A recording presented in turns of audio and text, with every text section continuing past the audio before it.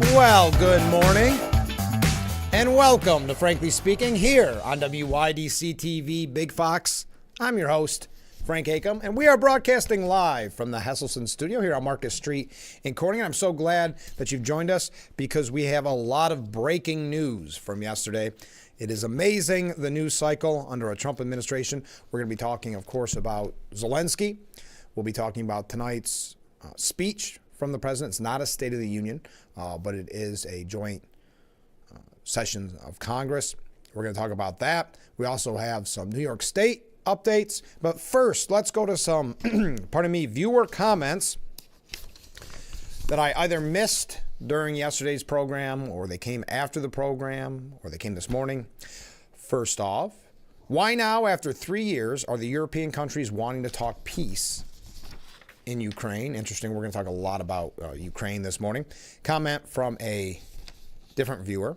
Apparently, the Ukraine president met that Friday morning with the Democrats and had no intention of cutting a deal, but was planning on embarrassing Trump. Yes, we talked about that extensively yesterday, that he made a very tactical error. And I think it was Miranda Devine from the New York Post that had a great piece on it, that he decided to use the talking points and use the suggestions made by the Democrats before meeting with Trump. And as we have now witnessed, that backfired drastically. We're going to talk about that as well. Comment from a different viewer. Morning, Frank. Well, good morning. My name is Matt, a.k.a. Matt the Barber. I'm not going to give your full name, but thank you. Bridge Street Barbershop in Corning. Love the show. Well, thank you, Matt the Barber. Can't wait for the topic to be Medicare and Medicaid. Topic of fraud and abuse. How is it that tax-paying, insurance-paying citizens have to get permission from their insurance companies to get services that lifelong welfare recipients get automatically and immediately? They have a bellyache, so they call an ambulance that delivers them to and from the ER. Throw them in every machine that the taxpayers are denied. My opinion is it's fraud and abuse. Do you think they pay attention to the receipt that the doctors send them? I would say no. And I'm not going to mention specifically the insurance companies that you use, but I pay a copay for doctor's visits, dental visits, and etc. My wife and I always pay attention to the bills because we have found more than a few times that the billing was wrong.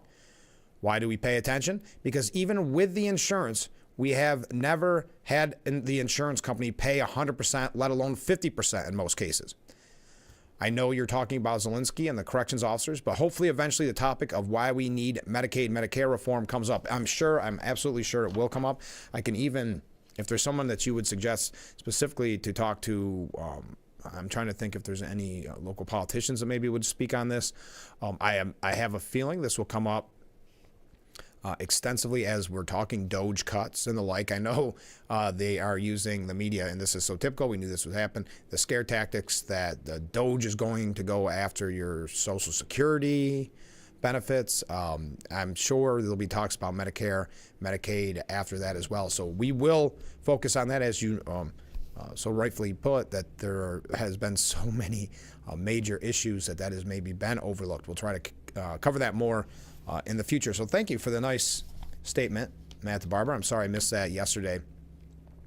I was right towards the end of the program, and I just didn't have a chance to bring it to everyone's attention. But thank you. Comment from a different viewer. Good morning, Frank. Oh, it's Mark. Hey, Mark.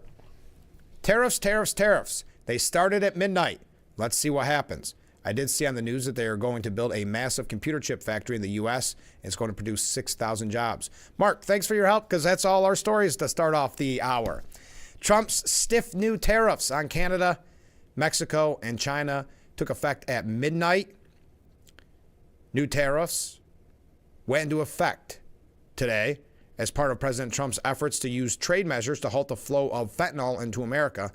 And Canada has already retaliated. We'll probably talk about this a little more in depth later on in the program, but I can't guarantee because there's just so much to cover. But Trump's 25% tariffs on Canada and Mexican products came into force at 12:01 a.m., a month after both nations were initially able to negotiate a pause on the implementation. A 10% tariff on Chinese imports Trump imposed last month also doubled to 20% at 12:01 this morning. Trump implemented the levies after declaring the fentanyl crisis in America to be a national emergency. Now, I think this is interesting because the media is portraying this as a major negative. these tariffs. Warren Buffett coming out saying it's an act of war, et cetera, et cetera.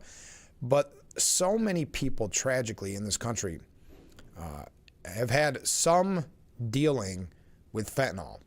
Losing a family member, losing a friend, knowing someone that maybe inadvertently took it. So it's hard to push back too much when the ultimate fight is for good, which is to end fentanyl flowing through our borders. The president has argued that China, Mexico, and Canada haven't done enough to crack down on the deadly and illicit fentanyl imports. So he said it's justification for these tariffs. Drugs are still pouring into our country from Mexico and Canada at very high and unacceptable levels, Trump wrote. A large percentage of these drugs, much of them in the form of fentanyl, are made in and supplied by China. The president has also indicated that he aims to address the country's trade imbalances and get more factories to relocate to the U.S. through his tariff plan, charging that the country has been taken advantage of by its trading partners. On Monday, Trump told reporters that there was no room left for Mexico or for Canada to avoid new tariffs, which will tax Canadian energy products such as oil and electricity at a lower 10% rate. Commerce Secretary Howard Lutnick said yesterday that he planned to advise the president that Canada and Mexico, quote, have done a good job on the border, but they haven't done enough on fentanyl. We really need to save American lives, and the president really cares about saving those lives. So they've got to get the fentanyl down, and that's really attacking the cartels and getting this down. Now, on this news, stock markets tumbled on the eve of the tariffs, with Dow Jones Industrial Average falling nearly 650 points, the S&P 500 dipping about 105 points, and the NASDAQ Composite plummeting nearly 500 points. Experts fear prices of food and automobiles, among other goods, will surge as a result of the tariffs. The tariffs will apply to about $1.4 trillion in Mexican, Canadian, and Chinese imports, according to the Nonpartisan Tax Foundation. Now, Canadian Prime Minister Justin Trudeau, the longest resignation ever. I think it's just that he's not running for re-election, right? Announced late yesterday that Canada, quote, will respond with 25% tariffs against $155 billion of American goods. The Prime Minister indicated that retaliatory tariffs on $30 billion worth of goods will start immediately, and tariffs on the remaining $125 billion on American products will come in 21 days' time. Quote, Americans will pay more for groceries, gas, and cars, and potentially lose thousands of jobs. Tariffs will disrupt an incredibly successful trading relationship. Now, the president in the past has dismissed the concerns about tariffs fueling inflation, pointing to low rates of increase in consumer costs during the first-term trade standoffs, particularly with China. Quote, we don't need the products that they have, said Trump. There could be some temporary short-term disruption, and people will understand that. Now, it's interesting because you mentioned that, Mark. It was announced yesterday that there was an investment in the United States of $100 billion. A Taiwanese chip manufacturer will invest over $100 billion in the United States. The Wall Street Journal reports that Taiwan Semiconductor Manufacturing Company is making the investment over a 4-year period. The investment will be used to build out cutting-edge chip-making facilities. Such an expansion would advance a long-pursued U.S. goal to regrow the domestic semiconductor industry after the manufacturing fled largely to Asian countries in recent decades. So we made that announcement yesterday, $100 billion. Now this comes, this said actually, there's so many examples of this. I'm trying to look at some of the other ones that they have on this list. We had recently the $500 billion investment in American artificial intelligence infrastructure through a company called Stargate. Apple followed suit late February with plans to invest $500 billion in the United States over the next 4 years and hire 20,000 new workers as the company seeks relief from Trump's tariffs on goods imported from China. So that's kind of our quick update to start off the program this morning. We do have a lot to cover. Also, as I mentioned, Zelensky, which all of these we will dive into more depth, but I wanted to kind of give you the breaking stories if you hadn't heard. Trump paused all U.S. military aid to Ukraine after that heated Oval Office exchange with Zelensky. The pause will remain in effect until Ukrainian officials demonstrate a good faith commitment to peace negotiations. And to that viewer's point this morning, that negotiation or that discussion in the Oval Office was not done in good faith. First of all, as J.D. Vance highlighted and pointed out, that conversation, the way it went, should have never happened in front of the media. That's closed-door negotiations. But whether that's the information he got from the Democrats that he met before, meaning Zelensky, to go in there and be aggressive, it was very rude, very condescending at points. All you can think is that must be what the Democrats told them, almost fighting against any kind of peace deal or this mineral deal. It was also told, and this is why I say it was done in bad faith, that he had no intention of signing the mineral deal when he attended that Oval Office meeting. But again, that is not the kind of aggression you show to the president. And you can put aside all the what he dressed like and like that. I don't think that's as big of a deal only because of how Musk dressed. But at the same time, it does show a lack of respect and just the way he carried himself. And we talked about it extensively yesterday, kind of the snarky attitude right from the beginning. And I'm glad that J.D. Vance highlighted a couple things. One, when was the last time you thanked us? But also that this shouldn't have been litigated in front of the cameras. And he knew that. He thought that maybe it would make Trump sheepish, that Trump wouldn't be as aggressive. That was a big mistake on Zelensky's part to think that Trump was going to be bullied in to making some concessions in front of the cameras. That's not how Trump works.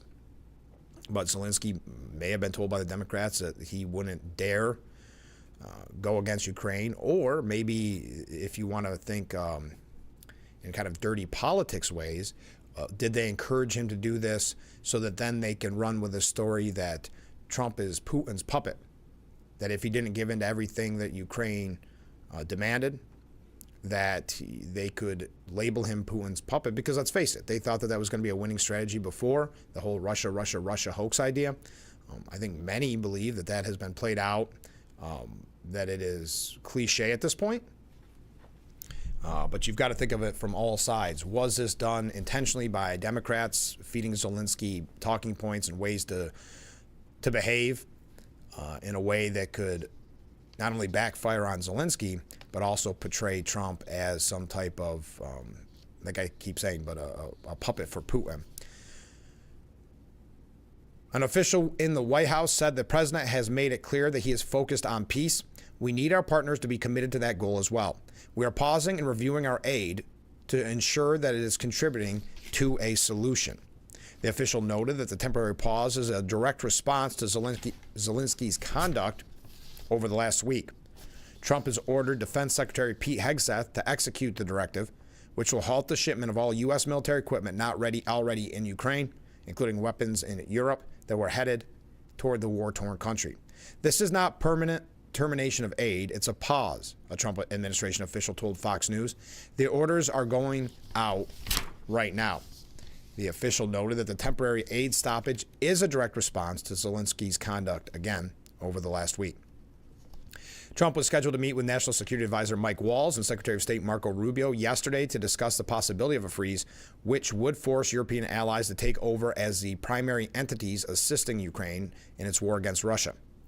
A source close to the White House, so take it with a grain of salt, said this is going to be a part of a larger pivot away from conflicts in Europe and a pivot towards building alliances in Latin America and in the Western Hemisphere. The U.S. has provided Ukraine with more military aid than any other single country in the world since Russia's February 2022 invasion. So those are and we're going to talk more about this later on in the program, but those are kind of your updates this morning to get you started. We've got some other updates when we come back. Keep those comments, keep those waves coming in, and we will be right back with Frankly Speaking here on WYDC TV, Big Fox.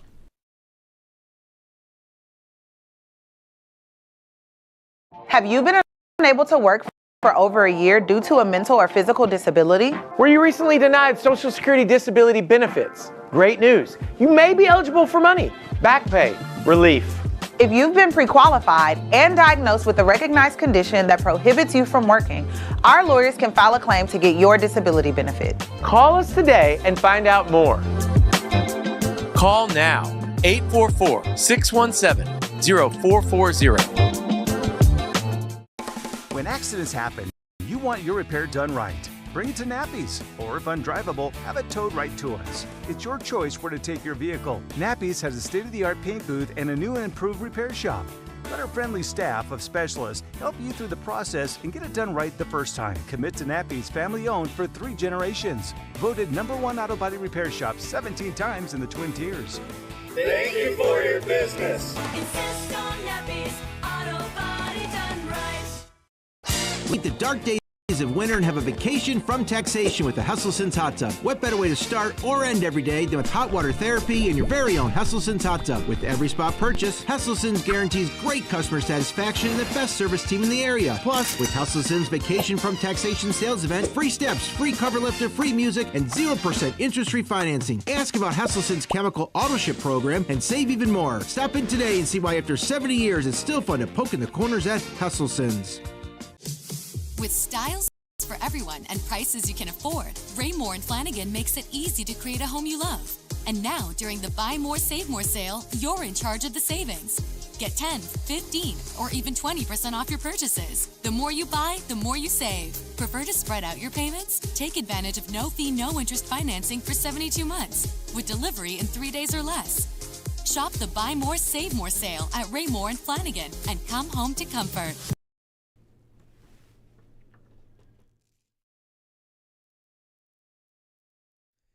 The Frankly Speaking Roof Cam brought to you by Boss Security and Horseheads.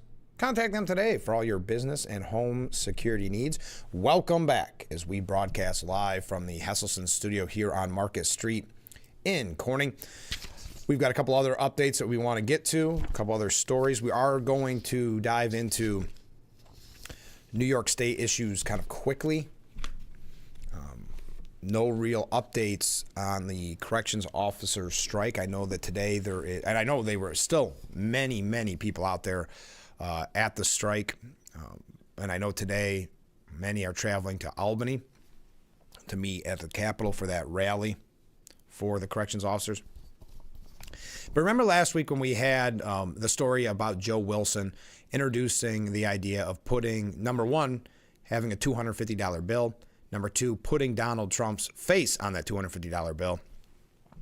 Well, a freshman Texas representative is piggybacking off of that. I don't know, trying to take some of the limelight or seeing maybe the popularity in that push. Representative Brandon Gill, there's his name, introducing the Golden Age Act of 2025. It's a proposal that would require every new $100 bill to showcase Trump's face in lieu of Benjamin Franklin. Now, Benjamin Franklin, of course, synonymous with the $100 bill to the point that the $100 bill is called a Benjamin. But before it was a $250 bill, well, Representative Gill wants to not create a new denomination, but wants to, alter an already existing $100 bill. President Trump could be enjoying his golden years golfing and spending time with his family, said Gill. He was first elected to Congress last year.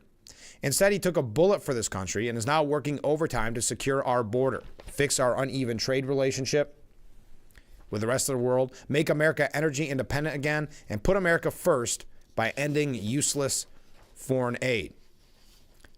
But the proposed legislation is very likely to be dead on arrival in the Senate thanks to a Democratic filibuster, which would require 60 votes to overcome it. Now, the bill marks Gill's third so far in his tenure. The bill calls on the Treasury Department to release a new design for the $100 bill by the end of 2026 and mandates that all $100 notes feature Trump's face by the end of 2028. Whatever your thoughts are on that, we've heard Trump's birthday being a national holiday. We've heard Trump being put on Mount Rushmore. Like one viewer said, isn't this kind of early? Just passing it along as an update from last week. Also, it was kind of disappointing to many that nothing was really discovered or released that wasn't already known about the Epstein case. Well, Attorney General Pam Bondi has said a truckload of evidence related to Epstein's case has been delivered to the FBI headquarters. She promised to soon make it public. Bondi had given the U.S. District Court for the Southern District of New York a February 28th deadline to turn over information about Epstein. She previously accused the district of withholding, quote, thousands of pages of documents related to Epstein ahead of the Justice Department's long-awaited release. So we got them all, hopefully all of them, by Friday at 8 a.m., she told Sean Hannity, noting that there are thousands of pages of documents. I have the FBI going through them. Adding that FBI Director Kash Patel is going to get us a detailed report as to why the documents had been withheld. The Attorney General insisted that she was shocked at the limited scope of the documents the DOJ had previously obtained from the FBI. You're looking at these documents going, these aren't all the Epstein files. And we're going, where's the rest of the stuff? Bondi said. She explained that a source notified the DOJ that all the evidence is sitting in the Southern District of New York, which spurred her to issue the district a deadline to turn over the documents, which they then complied. A truckload of evidence arrived. It's now in possession of the FBI. The Attorney General signaled that it would be released as soon as victims' names were redacted. Quote, we're going to go through it as fast as we can, but go through it very cautiously to protect all the victims of Epstein, because there are a lot of victims. When pressed about what other sort of redactions could be made to the trove of files, Bondi said anything related to national security and grand jury information, which is always going to be confidential, that would be blacked out. However, the Attorney General was adamant that any redaction would be explained to the public. If something's redacted, you will know the line and you will know why it's redacted. She reiterated that a team assembled by Patel is going to look over the documents as fast as possible so we can get it out to the American people, because the American people have a right to know. So there is an update from last week, a story that we brought to you last week as well. Let's go to some New York State issues when we come back. We'll start reading your comments. Tonight is Trump's speech to the joint session of Congress. I'll let you know what you need to know to watch that, what is being kind of expected will be said, some of the guests that he'll have in the audience. We are going to talk more, obviously, about Zelensky and the pause in aid. We can also talk about the tariffs that went into effect this morning. So stay with us. We'll be right back. Keep those comments, keep those waves coming in. This is, Frankly Speaking, on WYDC TV, Big Fox.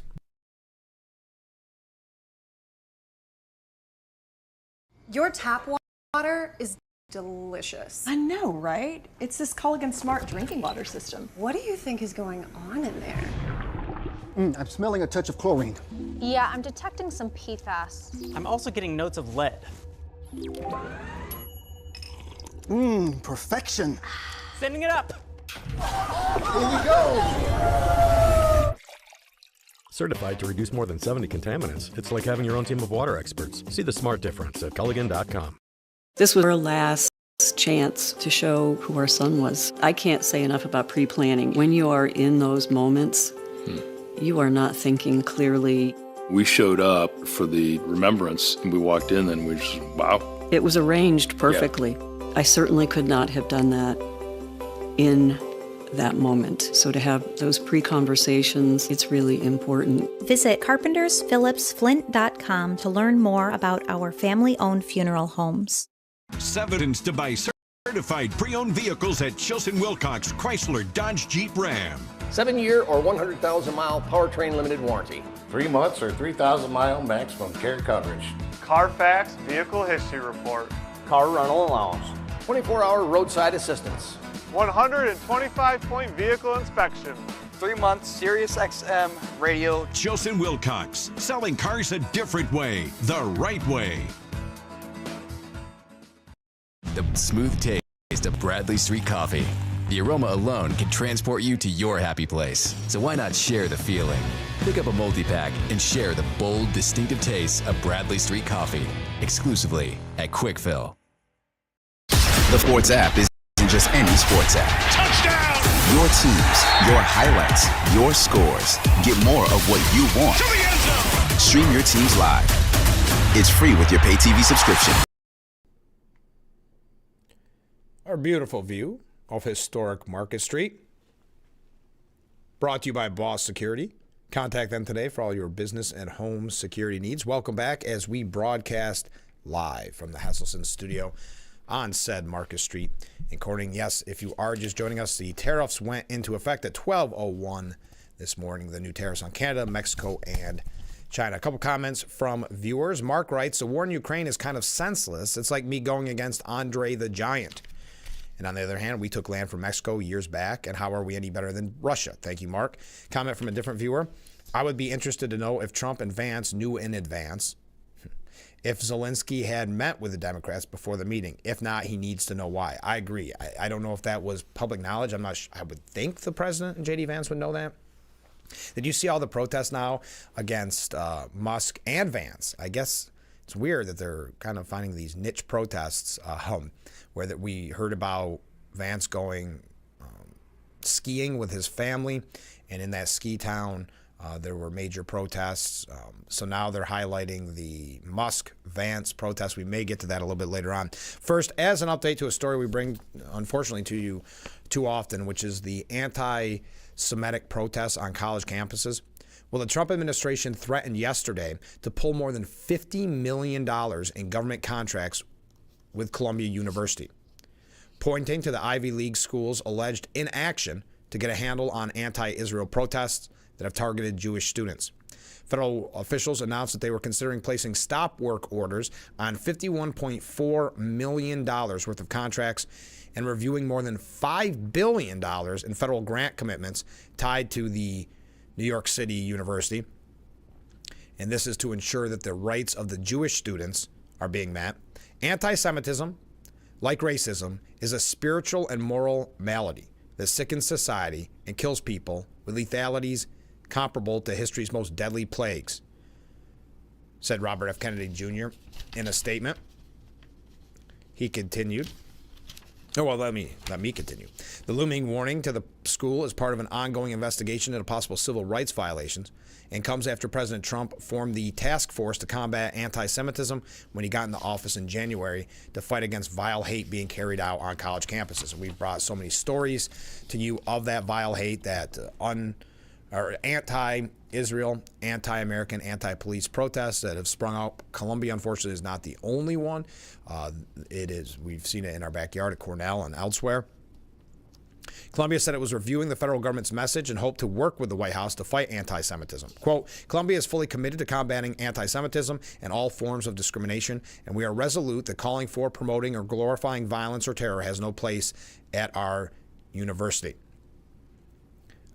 Now, Linda McMahon said in a statement that Americans have watched in horror as Jewish students have been assaulted and harassed at elite colleges. Unlawful encampments and demonstrations have completely paralyzed day-to-day campus operations, depriving Jewish students of learning opportunities to which they are entitled. So that is an update. The New York Post editorial board said enough. End government funds for these colleges and their anti-Semitic, not just protests, but we see that it's faculty that have been encouraging this. We've seen it with recently with the classes that were being offered. Enough with the task forces and commissions. It's time to defund campus Jew hatred, starting with Columbia University, including Barnard, and the new school. Schools that refuse to crack down on goons who harass Jewish students, disrupt classes, occupy buildings, and attack employees have no right to taxpayer money. Yet, as a new Anti-Defamation League study shows, far too many government-funded colleges continue to tolerate anti-Semitism, despite all the investigations, commissions, reports. Columbia, Barnard, and the new school, the report found, are among the worst. Team Trump can set a clear example, as they made that statement yesterday, that enough is enough. The ADL report looked at 135 colleges. 30% got a D or F rating on fighting campus Jew hatred. Among New York City campuses, the new school got an F. Columbia and Barnard each got Ds. Just last week, anti-Semitism stormed Barnard's Millman Hall, disrupting classes and sending a school worker to the hospital. I don't need to go through every individual instance of this. It's disturbing. It's wrong. We've been talking about it too long. Recall Governor Hochul's response to Cooney anti-Semitism. She had former New York Chief Judge Jonathan Lippman issue a report making lame recommendations and left it at that. No wonder the school's board and chancellor, Matos Rodriguez, then let Cooney's Hunter College offer a course pushing lies about Israel committing genocide. Enough. Schools may be legally allowed to let Jew hatred flourish on their campuses, but there's no reason taxpayers should fund them. If politicians are serious about stamping out campus anti-Semitism, they need to start by shutting down the flow of government funds, and now. All right, speaking of Governor Hochul, she is meeting with a roundtable of federal workers impacted by the DOJ layoffs. How many times has she held a roundtable with corrections officers? Why this isn't a bigger scandal right now for Governor Hochul, and it is. It is at many levels, but I'm saying even larger, goes to show you kind of a complicit media. It shows you, I think, the lack of political power that Governor Hochul has, meaning that the attention doesn't really focus on her like her predecessor, former Governor Cuomo, who's running for mayor. We may talk about that just quickly. I don't want to belabor that. We'll have to watch that clown show until November. But Governor Hochul, roundtable, and this is she's making political hay off of this. She thinks she's found a winning ticket, which is she's advertising in Washington saying, hey, if Doge, and it's insulting Doge and all these type of things, if you lost your job, we value public service, so come to New York and work with us.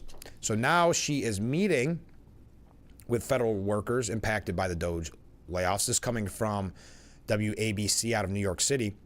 She hosted a roundtable yesterday with a group of federal workers impacted by cuts from the Department of Government Efficiency. Her message was, if Elon Musk doesn't want you, the state of New York does. The meeting was held behind closed doors for the New Yorkers kicked to the curb by Doge as they laid out their anxieties and fears.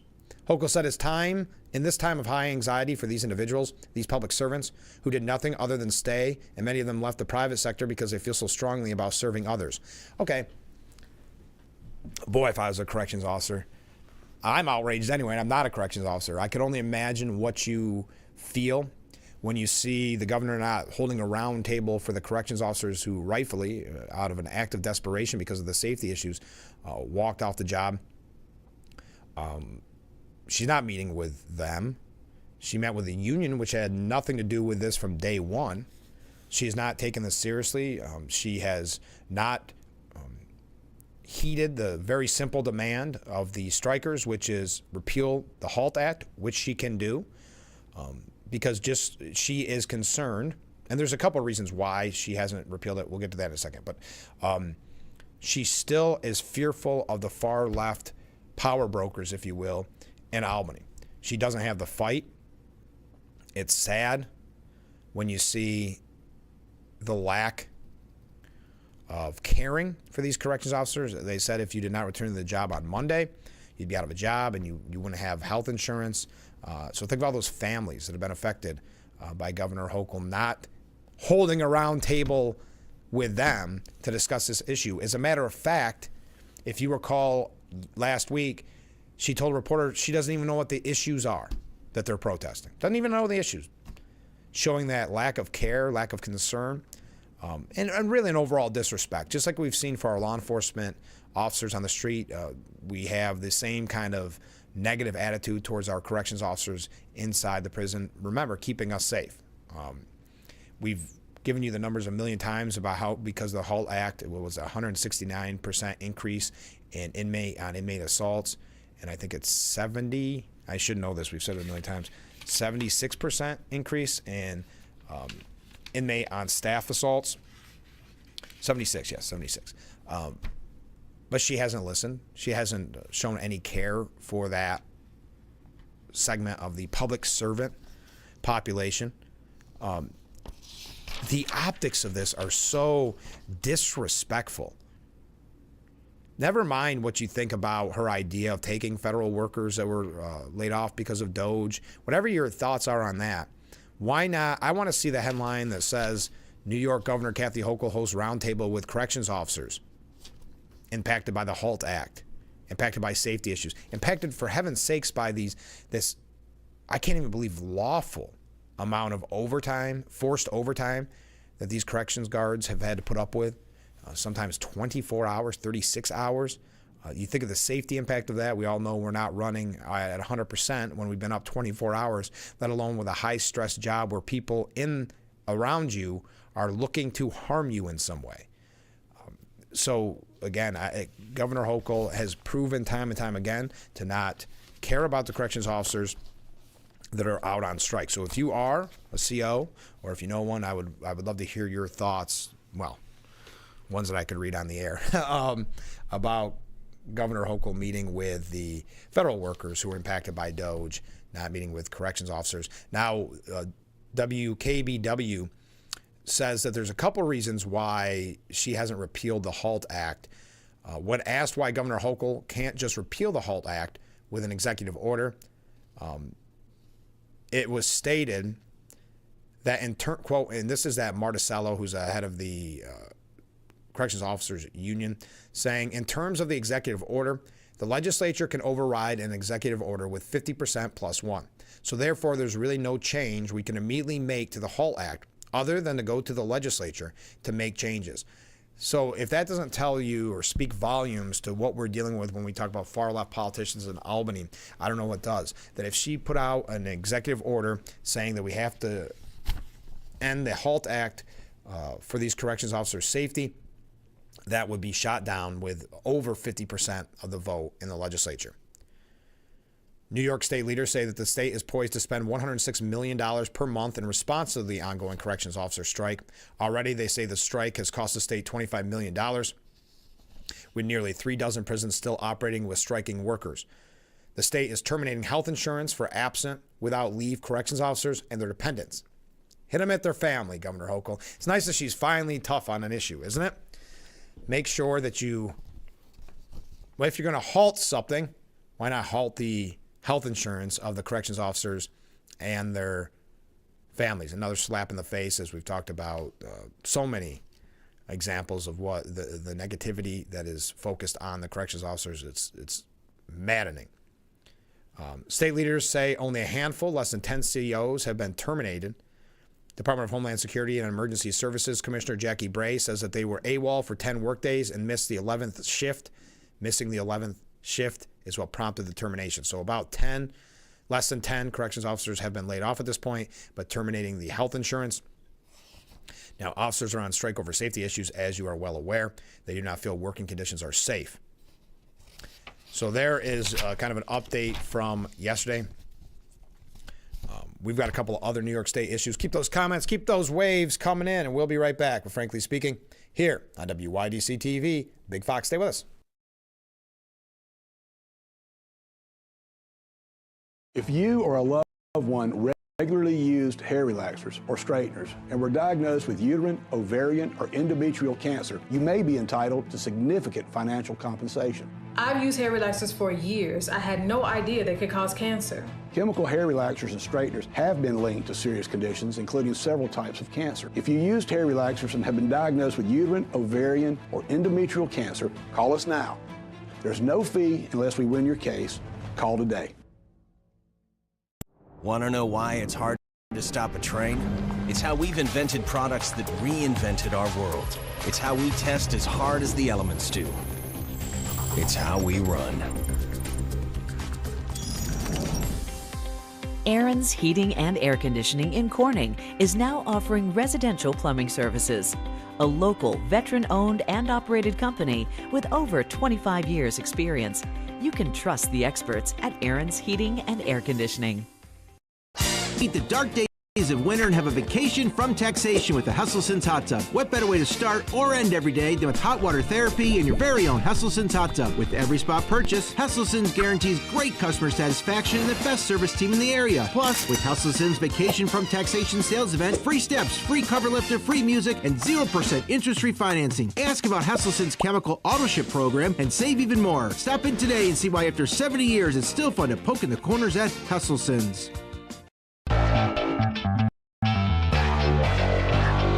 Welcome back to Frankly Speaking here on WYDC TV Big Fox. I'm your host, Frank Acom. And how can we help like that in our small businesses, not to sound cliche, but are the backbone of our community? Let's talk about we. Thanks, as always, to you, the viewers, for sending in your texts and your voicemails. Now we go to a comment. This is from John in Elmira. Make sure to catch Frankly Speaking only on AM Big Fox News WYDC or visit our website at WYDC. The Frankly Speaking Roof Cam brought to you by Boss Security and Horseheads. Contact them today for all your business and home security needs. Welcome back as we broadcast live from the Hesselson studio here on Market Street in Corning. Let's go to some viewer comments. Mark asks a question. Does New York really need these government workers, meaning the federal workers that Doge laid off? Or is it the Democrats need votes? Come to New York and vote for me. Thanks, Mark. Comment from a different viewer saying, good morning. Well, hey, good morning. I saw a report that Hegseth has directed staff to quit pursuing potential Russian cybersecurity threats. Are you concerned about this? I heard about it. I'll get to your second topic in a moment. I heard a little bit about this. I know Hillary Clinton attacked Hegseth for this, saying wouldn't want to hurt Putin's feelings. Of course, she keeps pushing the Russia idea. It is reported that Hegseth ordered the U.S. Cyber Command to pause offensive operations against Russia in what may be included as part of the Trump administration's efforts to strike peace between Ukraine and Russia. Now, the reason I mentioned Hillary Clinton in this, if you recall, back in 2009 when she was Secretary of State, they tried to do a reset button with Russia to try to symbolize the thawing relations between the two nuclear powers, to try to maybe come together.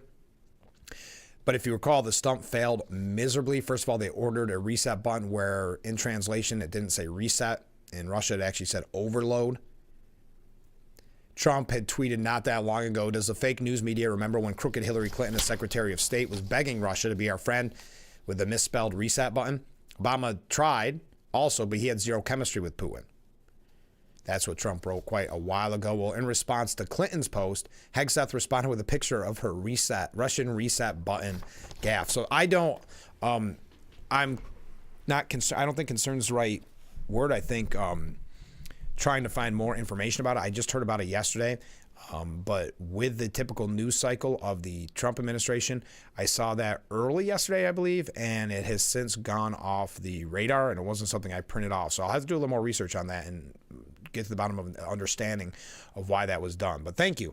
Their second topic is, what are people, and I'll pose this question to the viewers, what are people's thoughts on the proposed opening of national parks for timber harvesting? Interesting. Thank you. I hadn't really thought about that myself, but maybe viewers have a strong opinion on that. All right. Ooh, I'm running late. We were talking about Governor Hochul. She has now abruptly shifted her stance, and now she claims, and this goes to show you how I just think bad she is politically. I'm not talking about substance. I'm talking about this, the optics of politics. She now claims to lead the anti-Trump resistance. We're coming back hard, she said. She touted herself yesterday as the new leader of the resistance against the president's agenda. Well, then, if you are a member of the resistance, this has to be very disappointing news for you. Once you draw first blood on us, you know we're coming back hard. And I'll be leading the resistance on policies like these when you're hurting New Yorkers directly, she proclaimed. So she's tough talking when it comes to someone that she is going to need for federal assistance. And that's her own budget that set that up. She's tough talking against our corrections officers. It is, I know I keep saying it, not ready for prime time, but this idea that she is now going to lead the resistance. Now, if you recall 2 weeks ago, she told reporters quite the opposite, saying, I've been asked, where is it? I've been asked countless times, are you leading the resistance? No, I'm governing the great state of New York. Hochul, as Trump was taking office, publicly embraced a cooperative relationship with the incoming administration. Well, kind of not. I mean, she had that press conference with Letitia James right after he won. And then you see, oh no. The governor's campaign quickly released an ad using tape from the appearance featuring Hochul wearing a windbreaker as she walks in the subway in slow motion, a scene akin to an actual Rambo movie. Oh boy. All right, well, there you are. Using Trump as a foil may be Hochul's best bet at raising her dismal, sagging approval numbers. Quote, it's a plus because she's making Trump a target. Targets work in politics, said director of the Marist College Polling Institute, Lee Miringoff.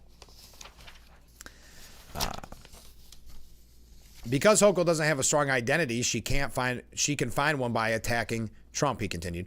Others said that while Hochul's resistance rebrand might be a wise political move for her, she needs to follow through beyond posting clips online. New Yorkers are savvy, said John Reinsch, a Democrat strategist. You have to come back with receipts that you've gone toe-to-toe and won, meaning gotten concessions or forced action in order to be able to take credit. Conservative Party Chairman Jared Kaiser said she is just readily looking for ways to push back at him for political gain. She says one thing and she does another, but she's dealing with a New York who is very intuitive on false rhetoric, and his position versus hers has not really changed no matter how she reacts. So Hochul is now claiming to be the leader of the resistance. We got to take a short break. Stay with us. We'll be right back with Frankly Speaking here on WYDC TV. Big Fox, please. Stay with us.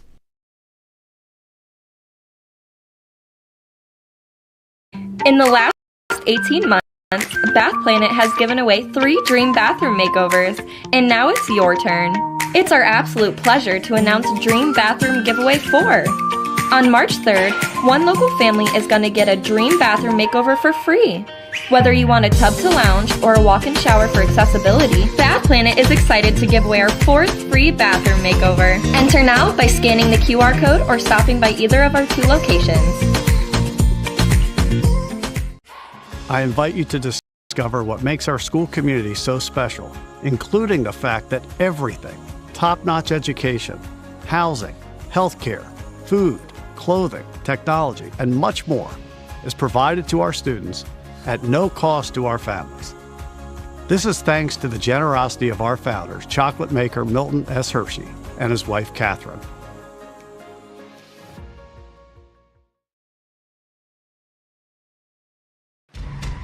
Anyone, anywhere can record crimes as they happen, and we're going to watch them right here. He just took his car.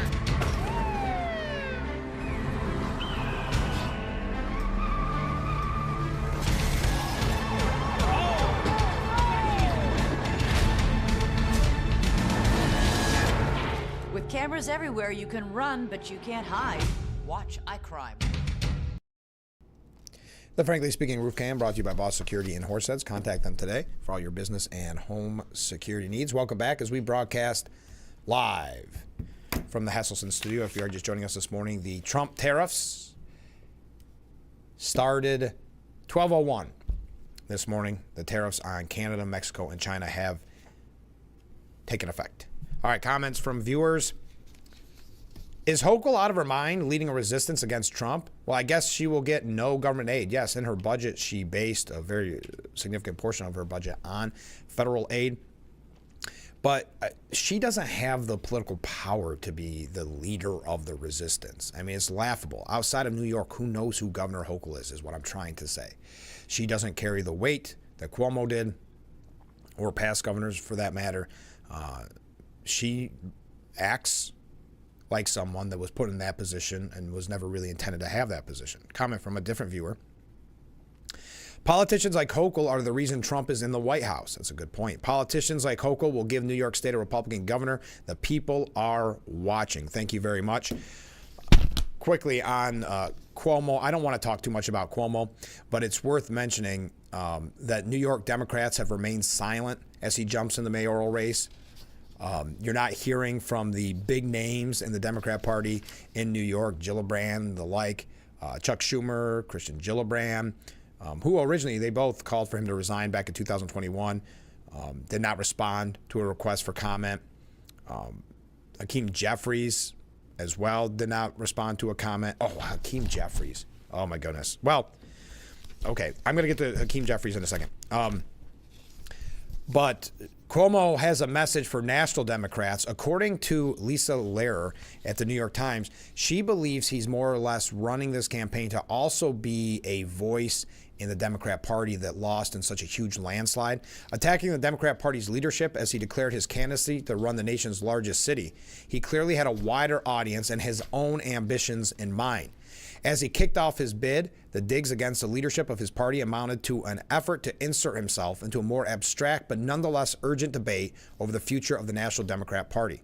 It's a battle that has been bubbling beneath the surface since Donald J. Trump won the White House last fall, and Democrats found themselves powerless in Washington. So always with that delusion of grandeur. Now, whether you think that's for 2028 running for president, as they tried to float that idea out last week, or if it's just to be a leader in the party and to be kind of a spokesperson for the party.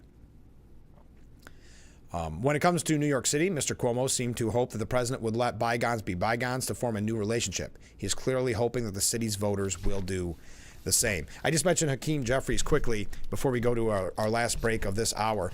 There is a video that he put out that is bizarre. Hakeem Jeffries, Chuck Schumer, others have really found a difficult time crafting their message against Trump. Now, one thought is because Trump is moving so fast that by the time they come up with a message on one issue, that issue is a full day news cycle gone, and which a news cycle during Trump is just, you can't even blink, or you've missed how many stories there are. So they haven't been able to craft a message. And we've had some very, like Chuck Schumer saying, we will win in that protest against Elon Musk after they just lost in a historic landslide in November. Hakeem Jeffries really doing the same thing that Schumer did. He has a video insisting that American people are with us. Literally in the video, there are no supporters in sight. So it's like Schumer saying, we will win after they just lost historically. House Minority Leader Hakeem Jeffries posted a video insisting the American people are with us in opposing President Trump while standing all alone outside the Capitol. Jeffries made the claim in a video posted to X. He said, I just got back to the Capitol. Another day, another day and another lie for these people who are out of control, Jeffries said at the beginning of his message. I'm told that Donald Trump, Mike Johnson, and the extreme MAGA Republicans are claiming that Democrats are sending paid protesters into their town hall meetings. What's wrong with y'all? What's wrong with y'all? We don't need to send paid protesters into your town hall meetings. The American people are with us. All across the country, people are rising up to push back against the assault on the economy, the assault on hardworking families, the assault on our democracy, and the assault on Medicaid. We don't need paid protesters, bro. The American people are with us. There's a couple of things you could dissect there.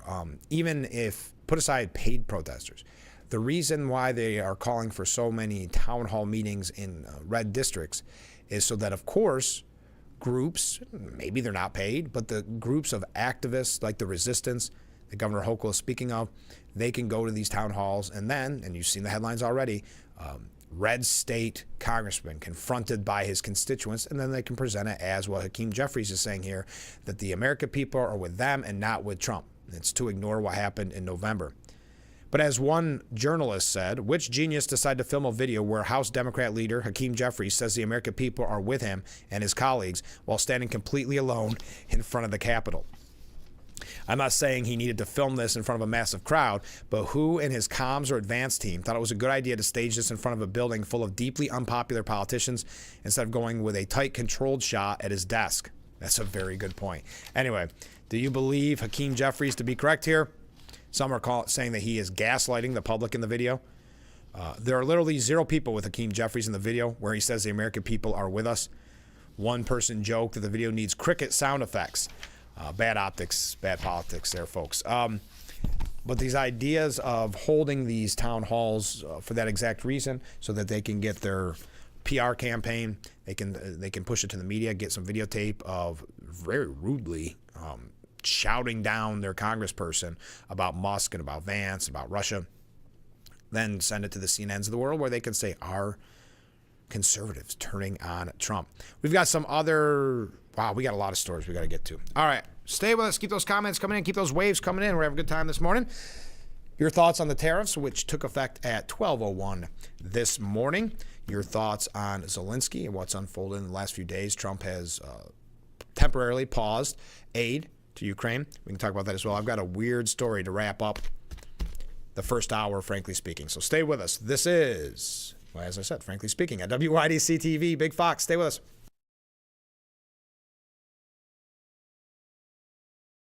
If you or a loved one regularly used hair relaxers or straighteners and were diagnosed with uterine, ovarian, or endometrial cancer, you may be entitled to significant financial compensation. I've used hair relaxers for years. I had no idea they could cause cancer. Chemical hair relaxers and straighteners have been linked to serious conditions, including several types of cancer. If you used hair relaxers and have been diagnosed with uterine, ovarian, or endometrial cancer, call us now.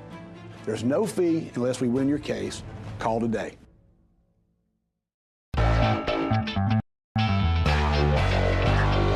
Welcome back to Frankly Speaking here on WYDC TV Big Fox. I'm your host, Frank Acom.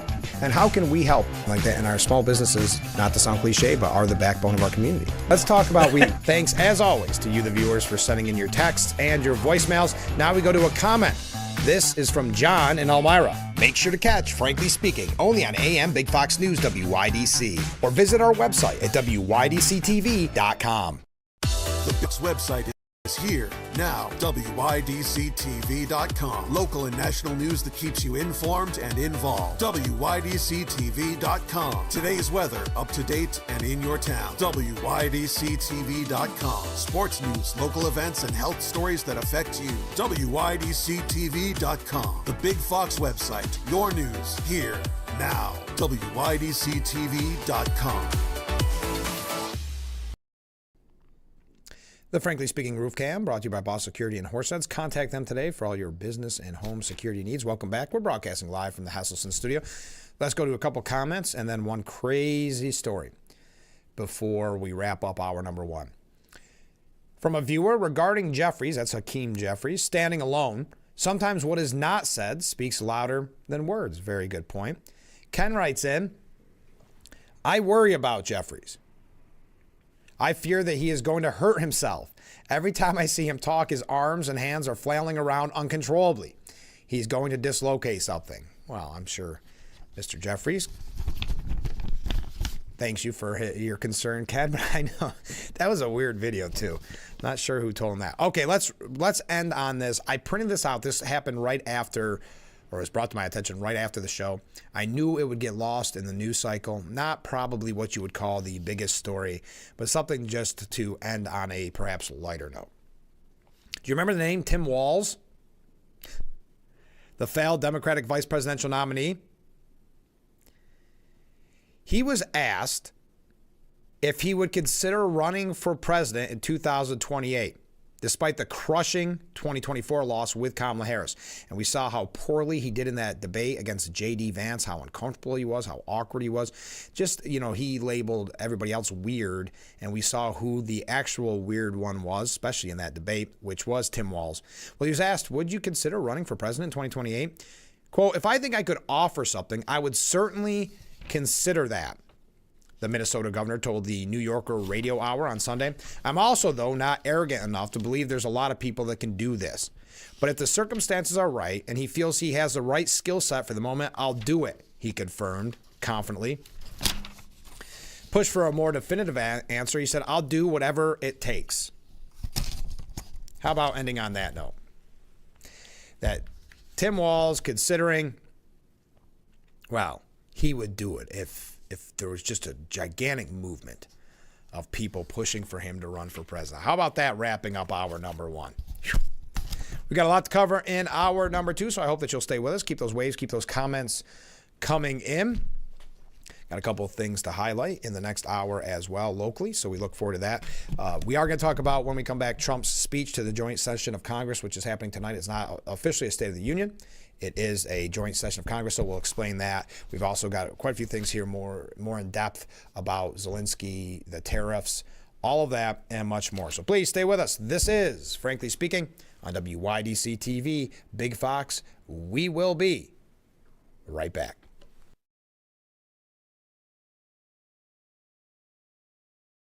Let's beat the dark days of winter and have a vacation from taxation with the Hustleson's Hot Tub. What better way to start or end every day than with hot water therapy in your very own Hustleson's Hot Tub. With every spa purchase, Hustleson's guarantees great customer satisfaction and the best service team in the area. Plus, with Hustleson's Vacation from Taxation sales event, free steps, free cover lifter, free music, and 0% interest-free financing. Ask about Hustleson's chemical auto ship program and save even more. Stop in today and see why after 70 years it's still fun to poke in the corners at Hustleson's.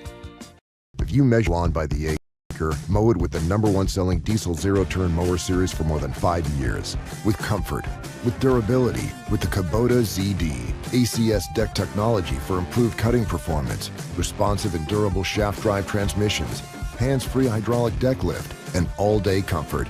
No matter how you measure your lawn, the Kubota ZD delivers. Visit your local Kubota dealer today. AJ's Outdoor Power Equipment has 2 locations, Mansfield and Coudersport, PA. AJ'sOutdoorPower.com.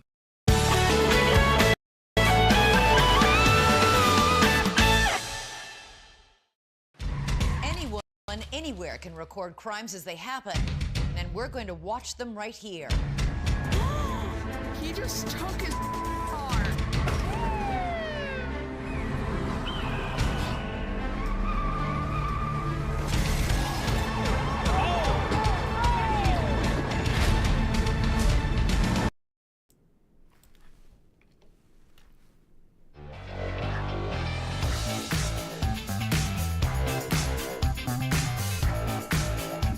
It's hour number 2 of Frankly Speaking, broadcasting live from the Hesselson studio. I am your host, Frank Acom. Thank you for joining us. We can discuss this morning about the tariffs that went into effect at 12:01 this morning.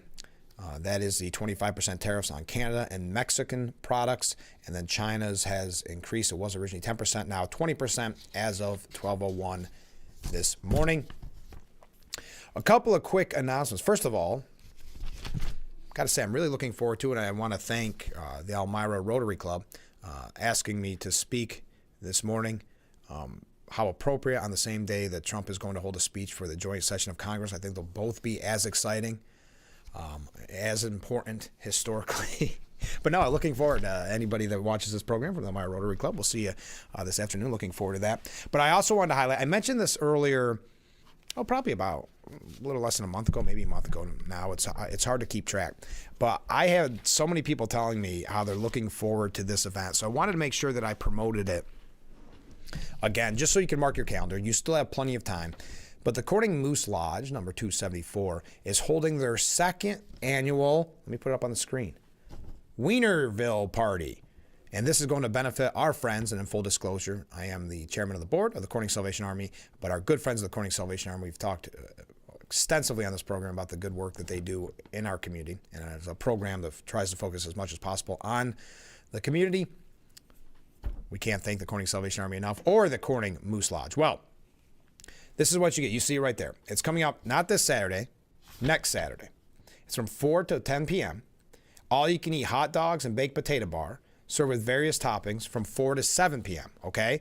And then live music from 5 till 8 p.m. Just $15. It's right on Victory Highway. You can't miss it. There's signs up. I drove by yesterday, and I saw the sign up in front of the Moose Lodge. We thank them, wholeheartedly thank them for doing this fundraiser for the Salvation Army. But also, what a fun way to do it. As we all have cabin fever and everybody's looking for something fun to do, well, next weekend you have something fun to do. So come over to the Corning Moose Lodge to the second annual Wienerville Party to benefit the Salvation Army of Corning. We're going to be promoting the heck out of that because it sounds like not only a fun event, but a very helpful event for the Salvation Army and for our community in general. Okay, so Trump's speech to the joint session of Congress, it's not a State of the Union address, just to keep those clear. But this is his first major speech to the nation since being sworn into office back in January. Not his first major speech, but to the whole nation. While his remarks will have the pomp and circumstance of the State of the Union address, the president's speech is not technically considered one because he's only been in office for a month and a half. Now, on paper, Trump is merely delivering an address to a joint session of Congress, but in practice, the speech is more or less considered to be an unofficial State of the Union address, the marquee annual report presidents deliver to Congress and the nation writ large. Now, Trump, of course, in typical Trump fashion, is teasing a big night and will have no shortages of topics to discuss, given the breakneck pace of his administration. Can you imagine it's only been a month and a half? Gulf of America is a bad example, but there's things that he's done and said since the beginning of this that if I brought up a month and a half ago, you maybe won't even recall. That's how, to use their term at the New York Post, how really breakneck of a pace that it is. So what you need to know about this speech tonight. Unfortunately, it starts late, well, at least late for me. What time does Trump's speech start? Well, it starts at 9 p.m. Now, if there's the clapping, which I assume there will be, and all that, and the pomp and circumstances of him walking in, don't expect a tight 9 o'clock start.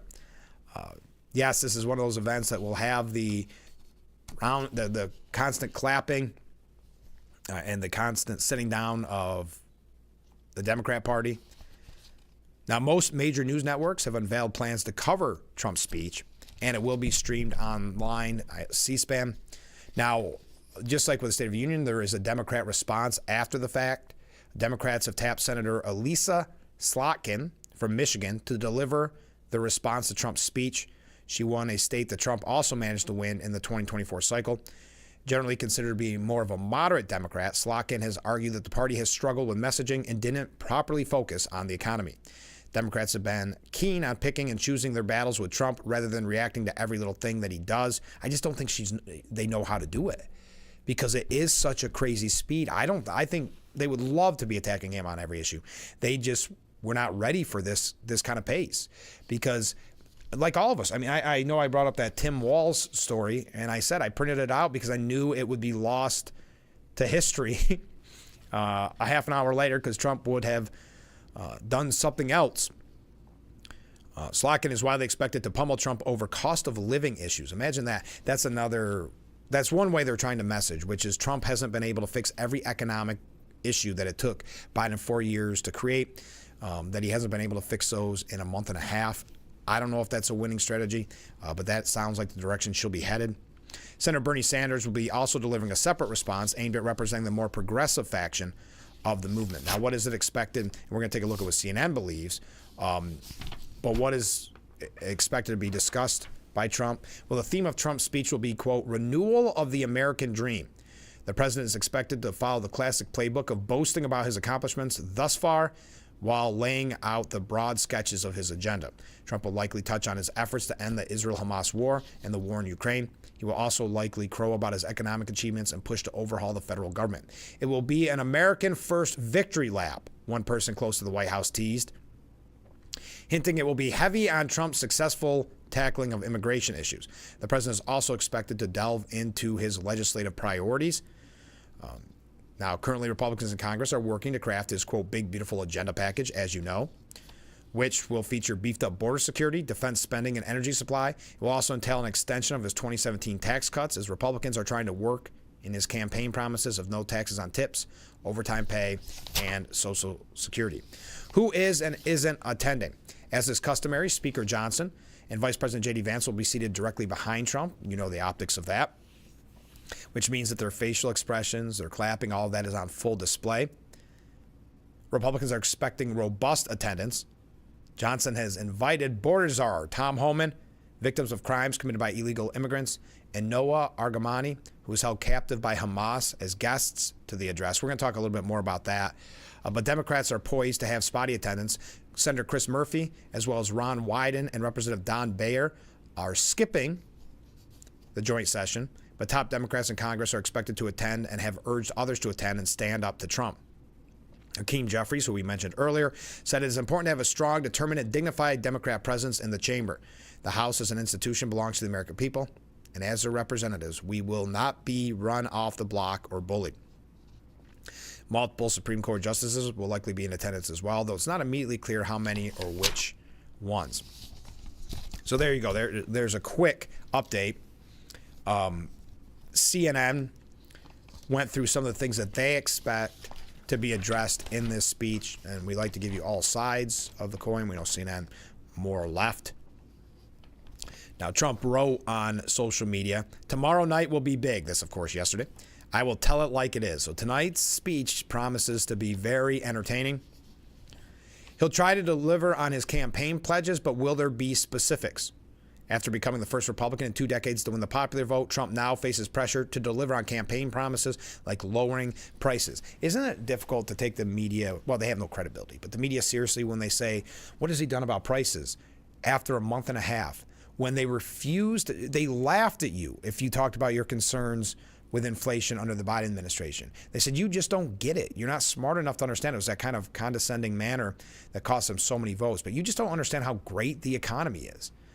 Sure, you can't afford groceries. Sure, you can't put gas in the tank. You just don't get it because there's this government report that shows we're doing really, really great. But now after 4 years of that, 4 years of no scrutiny on the economy, now they're telegraphing their punches saying that they are going to be critical of Trump on not lowering prices. And again, less than a month and a half into his administration. The media is so predictable, so biased, so disgraceful They have no problem. And that's why they've lost their credibility, because it's the same when they're scrutinizing something Trump said or did. You say, wait, where was the last 4 years of no coverage? You had no coverage of the Biden administration. We couldn't even talk about his mental decline. You'd call us conspiracy theorists, but no coverage. Of course, it's one of the biggest scandals in presidential history. And now Chuck Todd, I see that, I get on these tangents, but Chuck Todd has the audacity, and he did this once before. After the debate, he said, I guess we're going to start attacking media right now, but after the debate, he said, oh yeah, people have been telling me for months, if not years, that the president's decline has a mental decline. He's almost bragging about the people that he knew who told him, but never reported on it. Now he says the mythology of Joe Biden as a family man is all, we'll say, baloney. Former NBC Meet the Press anchor Chuck Todd delivered a brutal opinion about former President Biden, calling him a craven political animal who is more concerned about his political career than his own family. This was on some podcast.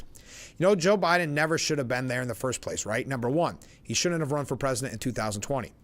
I completely got so angry at Joe Biden, the man, when I read the transcript of the Hunter Biden trial, and when I realized that not one, not two, but three Biden children, and I count Bo's widow, were all dealing with drug problems in 2018. And Joe Biden said now is a perfect time to run for president because who cares about our family? I have to tell you something about Joe Biden. There's this mythology about Joe Biden that the man cared so much. It's all baloney.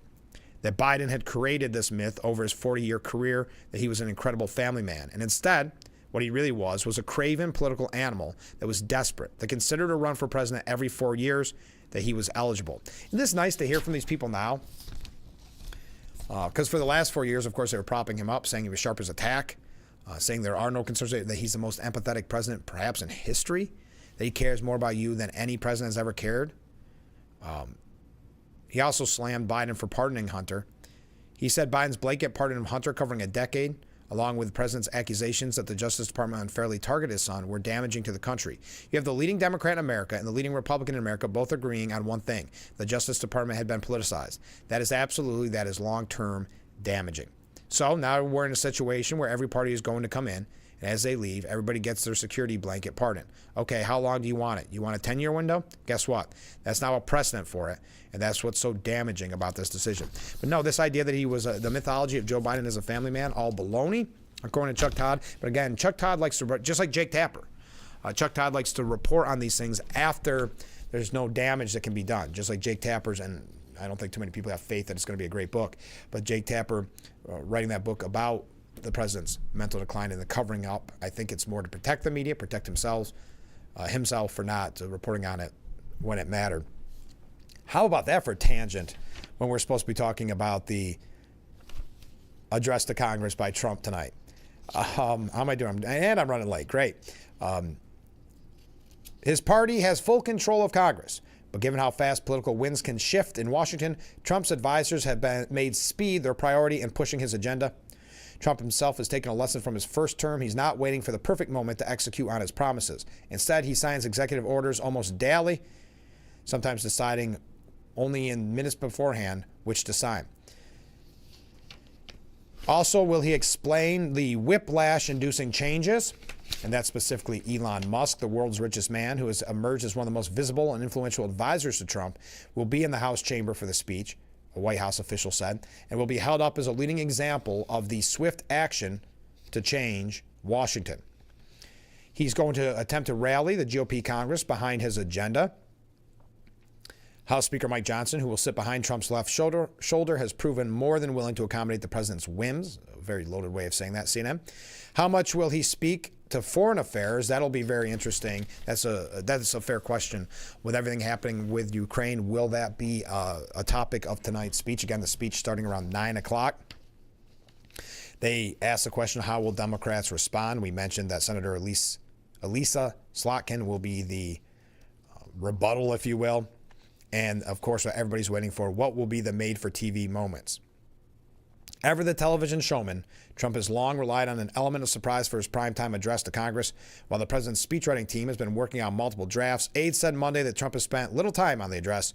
Aside from a few theatrical moments, they're intended to resonate with the audience on television and inside the House chamber. Trump is expected to take a victory lap, touting his election win, something he argues delivered him a mandate to enact sweeping change, despite its relatively small margin. Let me ask, that's CNN.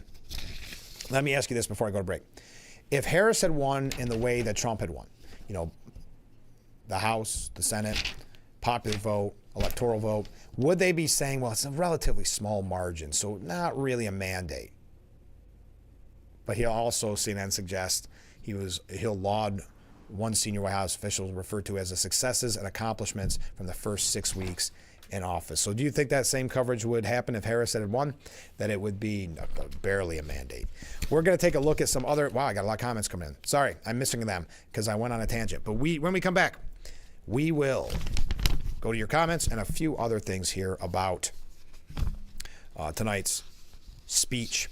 So stay with us. We'll be right back with Frankly Speaking here on WYDC TV, Big Fox.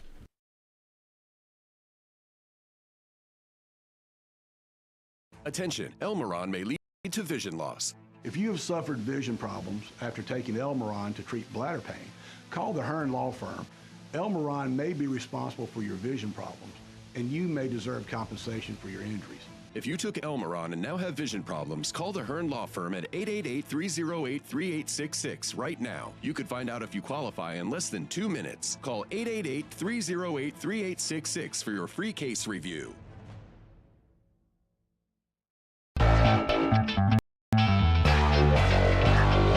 Welcome back to Frankly Speaking here on WYDC TV, Big Fox. I'm your host, Frank Acom. And how can we help like that in our small businesses, not to sound cliche, but are the backbone of our community? Let's talk about thanks, as always, to you, the viewers, for sending in your texts and your voicemails. Now we go to a comment. This is from John in Elmira. Make sure to catch Frankly Speaking only on AM Big Fox News WYDC or visit our website at WYDCTV.com. It's a season of sharing. Having a good time has always been my #1 goal. I tend to get crazy. At my age, I should not be jumping up and down like that. And if you don't know what I mean, ask your mama. The young ones, y'all like, we don't know what you're talking about.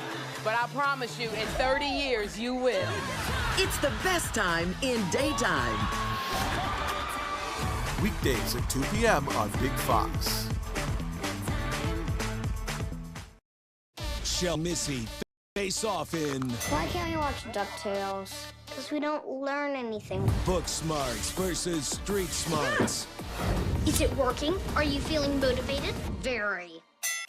It's the battle of twins. Life is so confusing. I always hoped it would be easier for me when I grew up. It's gonna be all right. You were faking. Bazinga. Young Sheldon.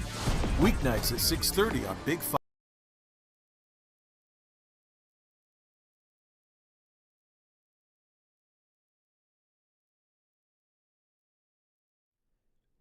The Frankly Speaking Roof Cam brought to you by Boss Security in Horseheads. Contact them today for all your business and home security needs. Wow, we have a lot to cover. Welcome back as we broadcast live from the Hesselson studio. Sorry here. I'm trying to get all of your comments in order so that we can read those on the air. And here we go. And by the way, thank you for so many people that watch this program and comment regular. I really do appreciate it. I think it's really this is what I'm going to talk about with the Rotary, my Rotary today. I think it's really important that we have this kind of community here where all opinions are respected, and also that we have an opportunity to talk about the issues. We talk national, but think of how much recently we've been talking about local and statewide politics as well. So let's get right to them. Why don't we ever talk about tariffs other countries have on the U.S. products going to their countries, and the fact that Germany will not allow us to sell any cars in Germany, and our tariffs are considerably less than the rest of the world. Thank you for that. I would also highlight, if you are just joining us, the tariffs took effect at 12:01 a.m. this morning. Comment from a different viewer. We don't need Tiny Tim for president. We already have Sleepy Joe. Thank you. That's in reference to Tim Walz making, well, not the claim, but saying that if he was asked to run for president in 2028, if he would do what he can, he'll do anything that he can for this country. Another comment from a different viewer. Tim who? How soon we forget. Ken writes in, I would say the same thing to Tim Walz that a nighttime talk show host said after Trump came down the escalator in 2016. Run, run. We don't want you to be president, but we very much want you to run. Thank you, Ken. Comment from a different viewer. Jill Biden was as much to blame as Joe for running for president, anyone with good eyes and ears would see that he was in mental decline long before the election. And that's what Jake Tapper is trying to cover himself up with that book that's coming out. I don't think it'll do all that, trying to say, oh, no, we knew. It wasn't our cover-up. It was other people's cover-up.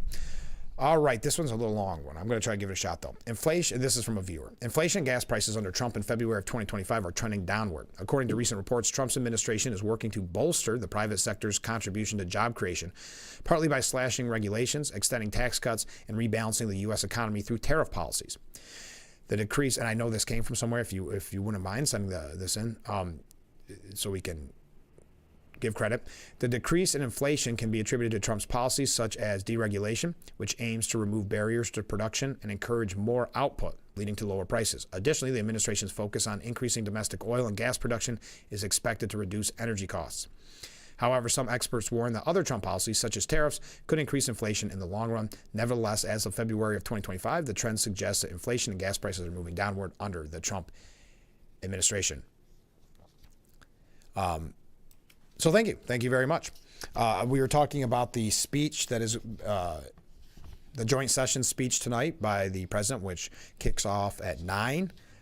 It's kind of like the Super Bowl. It says it kicks off at 9, but it'll probably be closer to 9:30. The widow of slain New York Police Department officer Jonathan Diller, and an American recently released from Russian prison, will be among the everyday American heroes honored by President Trump during his speech to the joint session of Congress tonight. Stephanie Diller and Mark Fogel will also be joined by family members of Pennsylvania firefighter Corey I always have trouble. I'm so sorry. Comparator. I can never remember it, and I should have read that ahead of time. Who was killed protecting his loved ones in Butler during the assassination attempt on the president, then candidate Trump. We will never forget their stories. Comparator. I think I said it right that time. Trump attended the Long Island wake for Diller, a married father of one who was shot and killed on March 25th. And correct me if I'm wrong, that's when he was at the funeral, Biden was planning for that gigantic fundraiser with Obama and Clinton. So those are some of the guests that will be in the audience at tonight's event. Now, Fox News put together, and I'd love to hear your thoughts on this because we're having great conversations this morning about just about everything. And then we're going to get to Zelensky. How are you running late? Yep. You know what? Let's catch up. Let's catch up here. I got to take a short break, running late, but keep those comments coming in. If you are just joining us, the tariffs took effect at 12:01, as I mentioned. Also, there's been a pause in aid to the Ukraine. We're going to talk about Ukraine even further a little bit later on in the program because J.D. Vance weighed in on the meeting, the infamous meeting that took place on Friday. So we'll talk about that as well. But we got to take a short break. Stay with us. We'll be right back with Frankly Speaking after this.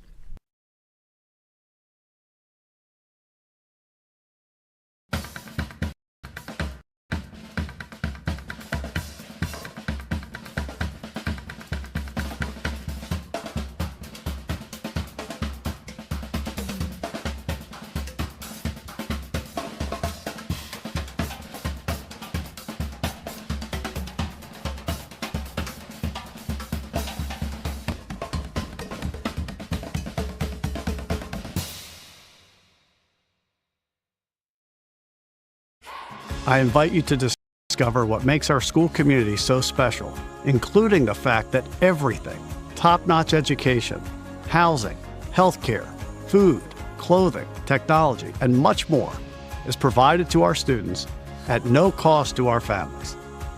This is thanks to the generosity of our founders, chocolate maker Milton S. Hershey and his wife, Catherine.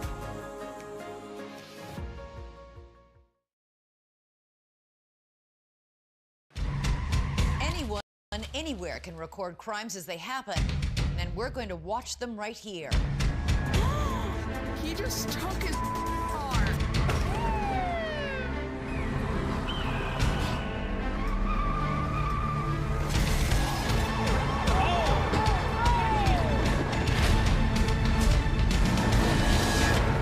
With cameras everywhere, you can run, but you can't hide. Watch iCrime. Name something with a diamond in it. Diamondback rattlesnake. It's in the name.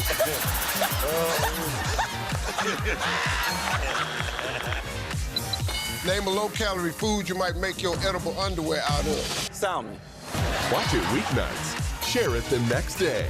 Wild caught Norwegian teriyaki. Share in the fun. Weeknights on Family Feud. 7 and 7:30 on Big. Thank you, as always, to our friends at Boss Security for bringing us that beautiful view of historic Market Street. Contact them today for all your business and home security needs. Welcome back as we broadcast live from the Hesselson studio here on Market Street in Corning. A couple comments from viewers. Fred writes in, "Good morning, Frank." Well, good morning, Fred. "No disrespect intended, and I love what he is doing, but I'll be streaming something else this evening. If there's a newsworthy moment, I'll catch it tomorrow." So not staying up. I will say, to your point, one of the benefits of that is you avoid the non-stop clapping and those pauses. I know, because it's late, it starts at 9 o'clock. I know that used to be the most frustrating with the State of the Union. You'd start to say, enough is enough with the clapping. I get it. I get that, but at the same time, I want to go to bed. So I get your point, Fred. Comment from Ken. He says, "After many years of being wrong on almost every subject, Chuck Todd must have decided that the only way he could be relevant and right on a subject is to state facts that the entire population already know." That's a good point. Thank you, Ken. Yeah, I mean, like I said, he waited until after the debate as everybody was turning on Biden to say, "Oh, I knew about that." Yeah, no, I knew too. People had told me a long time ago that he wasn't healthy. So I know, and now he's saying he wasn't a family man. I want to go to this quickly. We'll read some more comments after the next segment.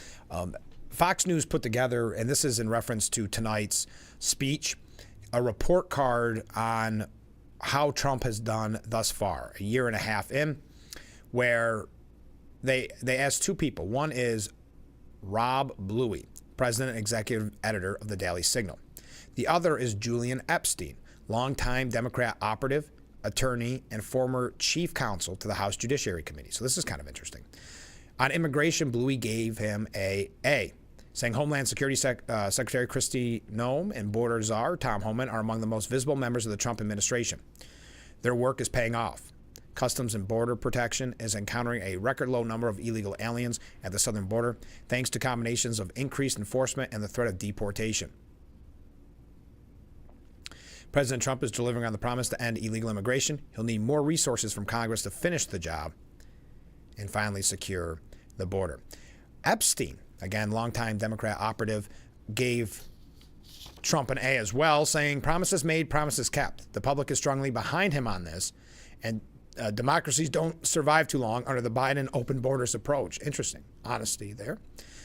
On foreign policy, they both gave him a B, which I was interested to see how Epstein would take that, especially with what happened with Zelensky. He said the Zelensky presser meltdown didn't make anyone look good on the global scale. He said, rule number one, get your act together before you go public. And where are our hostages in Gaza? On the other hand, Trump is playing three-dimensional chess in each theater, where Biden was playing checkers and never made much meaningful progress. Interesting. And I don't think that was, kind of address your issues before you go public. I think that was Zelensky trying to make that show out of it, thinking that it would give him an upper hand over Trump.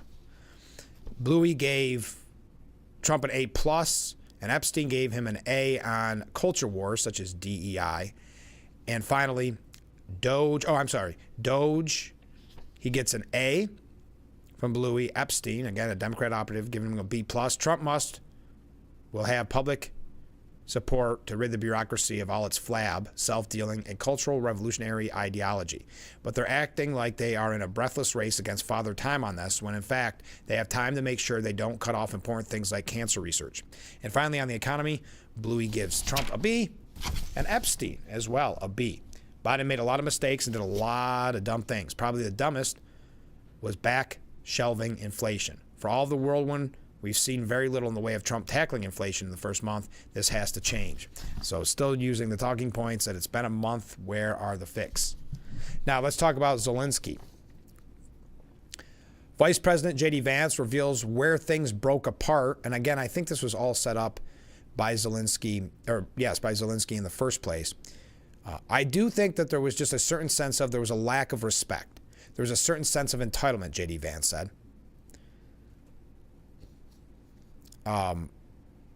He then chided the Ukrainian leader for being ungrateful for America. As we know, he said that during the press conference. Vance told Sean Hannity that he attempted to defuse the situation, claiming he tried to have the conversation in private. The president was like, nope, actually, I don't want to have it in private anymore. I want to have this actual conversation in public for the American people to see. Listen, it was that meeting, and Zelensky overplaying his hand, which has led to the pause, and it is a pause, in aid to the Ukraine. Vance explained the president has set a very clear goal for this administration. He wants the killing to stop. And I think it's very important that President Zelensky and, of course, President Putin, too, that they've both come to the negotiating table. And that's ultimately where things broke apart. I really don't care what President Zelensky says about me or anybody else, but he showed a clear unwillingness to engage in the peace process that President Trump has said is the policy of the American people and of their president. This thing cannot go on forever. There aren't enough Ukrainian lives, there isn't enough American money, and there isn't enough ammunition to fund this thing indefinitely. The only realistic pathway to bring the things to a settlement is President Trump's pathway. We encourage both President Zelensky and President Putin to follow the path. But I think, and I like Vance's point there, which is I really don't care what President Zelensky says about me or anybody else, but he showed a clear unwillingness to engage in the peace process. That's where he believes it really broke down. I think this was really, if you look at it after Zelensky had met with the Democrats, I think this was a part of a process. And I don't know if it's so that the Democrats could have that talking point that, oh, look, this shows that Trump is Putin's puppet. You would think they'd realize that that is not a successful marketing campaign. They've been pushing it for how long, you would think, but they really are continuing to push it. So I don't know if that was their goal in sending Zelensky in like that, or if they thought it would weaken Trump in some way, weaken his hand or embarrass him. That you would have to be a fly on the wall to know that. But Vance acknowledged that it was his remark about engaging in diplomacy with Vladimir Putin that set Zelensky off. The vice president insisted the tense meeting was expected to be a rah-rah moment for Washington and Kiev. And even though it went off the rails, President Trump is still willing to engage with the Ukrainian side. When they're willing to talk peace, I think President Trump will be the first person to pick up the phone. I think our European friends, frankly, are really doing a disservice to the Ukrainians because their own populations are saying, we're not going to fund this war indefinitely. Zelensky, he goes to Europe, and a lot of our European friends puff him up. They say, you know, you're a freedom fighter. You need to keep fighting forever. Well, fighting forever with what? With whose money, with whose ammunition, and with whose lives? The president is actually taking a much more realistic perspective and saying, this thing can't go on forever. We can't fund this thing forever. The Ukrainians can't fight forever. So let's bring this thing to a peaceful settlement. So that was, oh, and Vance also said that the minerals deal is a way better security guarantee than European troops. It's long-term investment in their sovereignty. This was, again, on Sean Hannity's program on Fox News. He said the deal allows the American people to get some of their money back, but it also shows the Ukrainian people that America has a long-term investment in their sovereignty. The president knows that, look, if you want real security guarantees, if you want to actually ensure that Vladimir Putin does not invade Ukraine again, the very best security guarantee is to give Americans economic upside in the future of Ukraine. That is a way better security guarantee than 20,000 troops from some random country that hasn't fought a war in 30 or 40 years. The security guarantee and also the economic guarantee for Ukraine is to rebuild the country and ensure that America has a long-term investment. Okay, on that note, Trump also said that America will no longer put up with Zelensky's anti-peace rhetoric, not much longer. Because yesterday, Zelensky said peace between Russia and Ukraine is still very, very far away. And that's when Trump wrote, this is the worst statement that could have been made by Zelensky, and America will not put up with it for much longer. It is what I was saying. This guy doesn't want there to be peace as long as he has America's backing. Europe, in the meeting they had with Zelensky, stated flatly that they cannot do the job without the U.S. Probably not a great statement to have been made in terms of a show of strength against Russia. What are they thinking? All right. We're going to give you one other Zelensky story when we come back. Keep those comments coming in, and we will be right back with Frankly Speaking here on WYDC TV. Big Fox, please stay with us.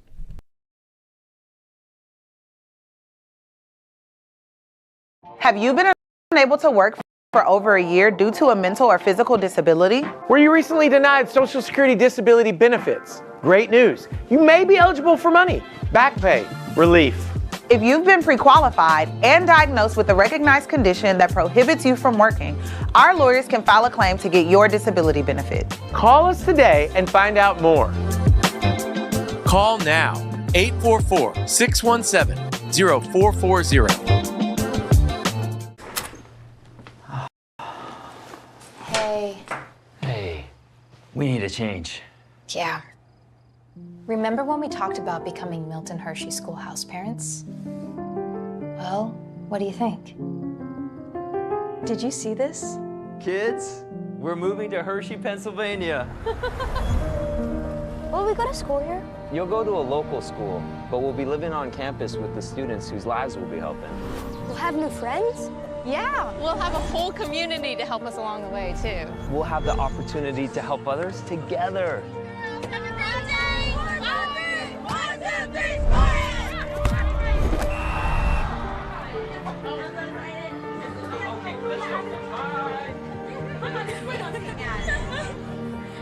It's a career unlike any other, where family is part of the experience. Become house parents at Milton Hershey School.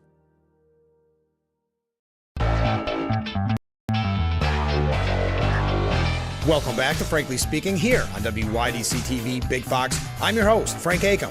And how can we help like that in our small businesses, not to sound cliche, but are the backbone of our community? Let's talk about thanks, as always, to you, the viewers, for sending in your texts and your voicemails. Now we go to a comment.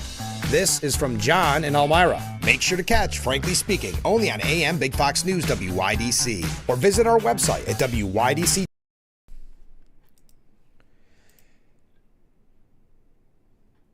The Frankly Speaking Roof Cam brought to you by Boss Security in Horseheads. Contact them today for all your business and home security needs. Welcome back as we broadcast live from the Hesselson studio here on Market Street in Corning. Mark writes in, just like Cuomo with the nursing home issue, Governor Hochul won't back down on the HALT Act. It's her law, and it would shame her and not look good for voters. But again, I don't think too many voters are liking what they're seeing when it comes to her handling of corrections officers, taking away their and their family's health insurance, and then they have the audacity to say she doesn't even know what the issues are. She said that last week. I don't even know what issues they're protesting for. I don't know. Ken writes in, I'll make a prediction about tonight's State of the Union. Some Democrats will boycott it. Some Democrats will try to interrupt him. No Democrats will clap about him or about anything, and there will be at least one organized protest inside the chamber during the speech. By the way, if none of my predictions come to fruition, I will pull a Chuck Todd and tell you what actually happened is what I thought would happen all along. Ken, yes, that's a good way of doing things. I'm going to have to keep that in mind. The Chuck Todd method. Something to keep in mind, too, when there is an organized protest inside the chamber, people act as if it was spontaneous and, wow, they really stuck it to the man. Those are so planned out ahead of time. There has to be somebody in that chamber that knew what that person was going to do. It's not as if you just write in and say, hey, I want a ticket. I mean, these are all people that politicians know. So someone in that audience, meaning an elected representative, if there are protests, knows that is going to happen and greenlit it for those people to come in. There's a piece that we just don't have a lot of time to get to, but on Zelensky, Michael Oren writes, what Zelensky can learn from Netanyahu and his Oval Office meltdown with Obama. And it talks about back, I don't even know what year, 2011, when there was that very public, Netanyahu felt he was disrespected because Obama declared, as Netanyahu was flying over, Obama declared that borders between Israel and Palestine should be based on the 1967 laws. Or 1967 lines, totally upending a decades-old U.S. policy. And there's a lot of back and forth. That's why I can't read all of this. It's just too long. But it says, as such, Netanyahu supplies a model for the leaders of smaller states who must navigate this treacherous new world. They must consistently convince the president that their country serves America's best interest. They must be realistic about the cards that they hold. And they must accurately measure the man who now sits in the Oval Office. In his presence, they must know when to say thank you and when simply to shut up. So thank you, Michael Oren, formerly Israel's ambassador to the U.S., is the president of the Israel Advocacy Group. But it's an interesting piece of the New York Post. Okay. Now, I mentioned earlier the tariffs went into effect. Trudeau has announced 25% tariffs on U.S. goods that will take effect at midnight in response to Trump's on Canadian products. Trudeau called America's impending actions against Canada unjustified and vowed to not let it go unanswered. He said if American tariffs begin, Canada will retaliate with 25% tariffs against $155 billion in American goods also at midnight, starting with $30 billion worth of products right away and tariffs on the remaining $125 billion over a 21-day span. Okay, so that is kind of a quick update. Warren Buffett said that Trump's planned tariffs are an act of war. The legendary investor behind Berkshire Hathaway, which has the largest business in insurance, railroads, manufacturing, energy, and retail, spoke before the president moved forward with implementing 25% tariffs on Canada and Mexico, and et cetera, et cetera. Actually, we've had a lot of experience with them, meaning tariffs. They're an act of war to some degree. Again, this is Warren Buffett weighing in on this. Experts have warned that tariffs could reheat inflation, particularly impacting the automotive industry and sending prices for new cars soaring as much as $12,000. Over time, there are a tax on goods. I mean, the tooth fairy doesn't pay them, Warren Buffett said. And then what? You always have to ask the question in economics. You always say, and then what? All right. Now let's take a look at some of the attacks on Doge and some of the things that are happening in Washington. This should come as no surprise to the astute viewers of this program.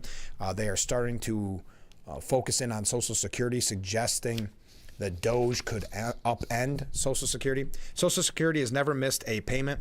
Doge actions threaten, quote, interruption of benefits, said ex-agency head, former Commissioner Martin O'Malley.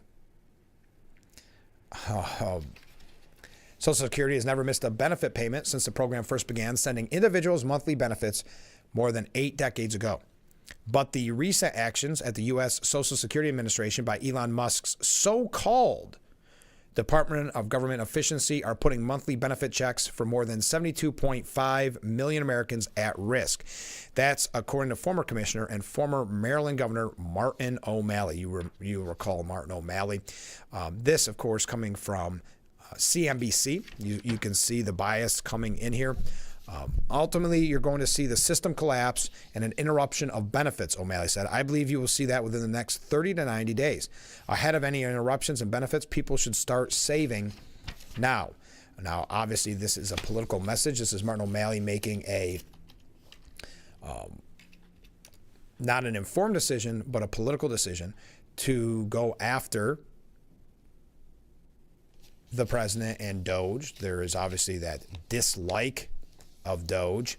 And if it goes without saying, I know the CNBC article won't mention it, but I think it goes without saying that he is a Democrat, a big shot Democrat at one time. So he's trying to scare you and suggest that there is going to be an interruption of benefits because there's been a cut in bureaucrats. O'Malley said Doge leaders are now making changes at the agency, and significant staff cuts have already led to systems outages. Those intermittent IT outages may happen more frequently and for more extended periods of time until there's a system collapse and an interruption of benefits, he said.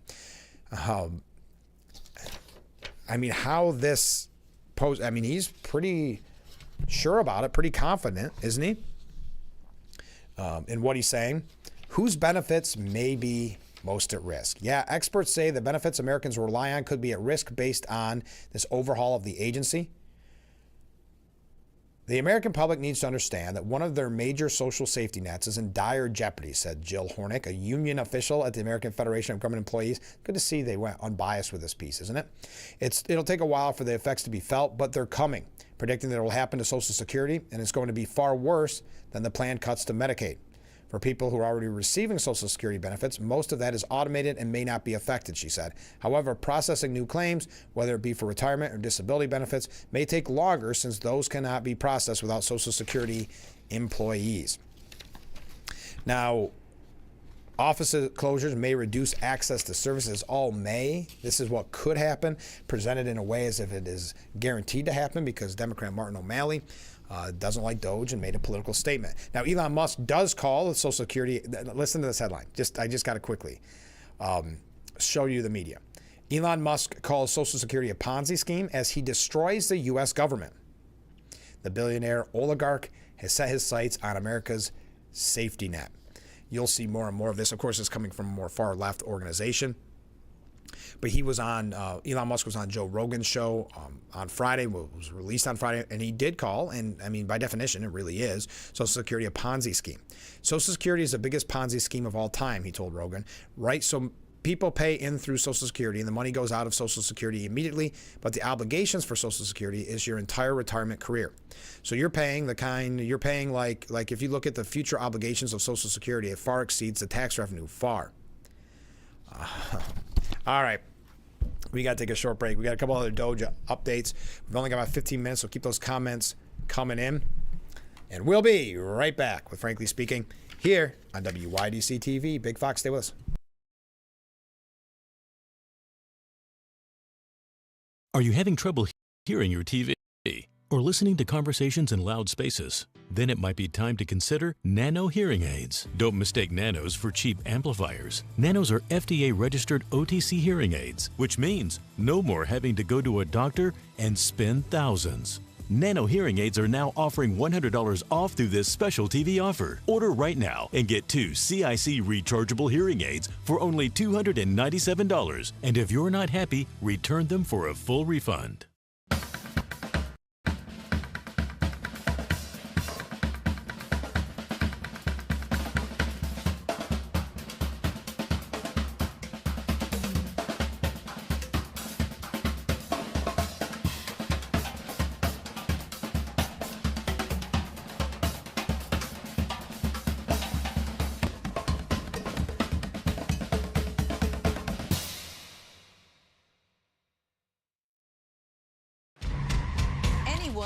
Anywhere can record crimes as they happen, and we're going to watch them right here. He just took his arm.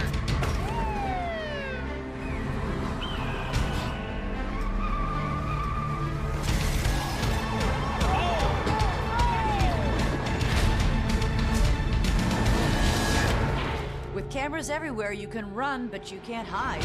Watch iCrime.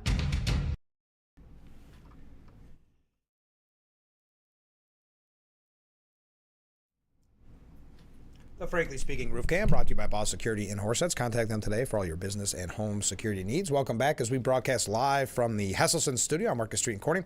Comment from Fred. He writes in, Zelensky was a mediocre comedian who was selected to be elected and still does just what he is told to do. It is truly a shame that he and they have gotten so many young men and women killed. Thank you. Now, the DOD, Department of Defense, and members of DOGE have identified about 80 million in fat so far that can be trimmed at the Pentagon. A hodgepodge of numerous programs and expenses, including some DEI initiatives on the chopping block, were rattled off by Chief DOD spokesperson Sean Parnell in a social media post. We're not going to go through each one, but just showing you that DOGE is still very active and still very busy. And it's been so successful that now Gavin Newsom, who wants to run for president, though that may be more difficult after his disastrous handling of the wildfires, he is implementing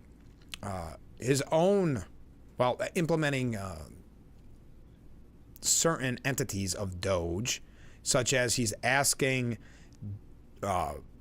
employees to return to work. California Governor Gavin Newsom ordered state employees to return to the office for at least 4 days a week on Monday, copying a policy of the DOGE used at the federal level. Newsom cited the work from home and hybrid policies that are the legacy of the coronavirus lockdown. He does not cite DOGE, of course, except to say that fired federal workers might be available for state jobs, just like Governor Hochul made the same pitch. In a press statement, Newsom said, Governor Gavin Newsom today issued an executive order requiring all agencies and departments within his administration to update their hybrid telework policies to a default of at least 4 days per week by July 1st. Well, think of that. By July 1st. It's only March. Also, I would add, why 4 days? Why not just rip off the Band-Aid? Why would there be any need? A hybrid, or originally, of course, work from home was to keep people safe through COVID. Then it became kind of a hybrid for some reason. And now, I guess just because workers expect it, he can't ask, or demand that they work 5 days from the office. The order establishes a 4-day per week in office expectation with further telework flexibilities granted on a case-by-case basis in light of individual circumstances, consistent with the executive order and existing family-friendly employment policies and legal obligations. To further enhance the state's workforce needs, the governor is also directing Cal HR to streamline the hiring process for former federal employees seeking employment in key roles, including firefighting, force management, and weather forecasting. Now, I had mentioned earlier in the program, there are protests against Elon Musk now and J.D. Vance. I think it's being overhyped by the media as they're nationwide, spread nationwide. Tesla stores in New York City, Los Angeles, and Boston saw scores of protesters vent their frustration at Musk's involvement in the Trump administration because they had the optics of going to some of these town halls. Now they need the optics of going to the Tesla dealerships.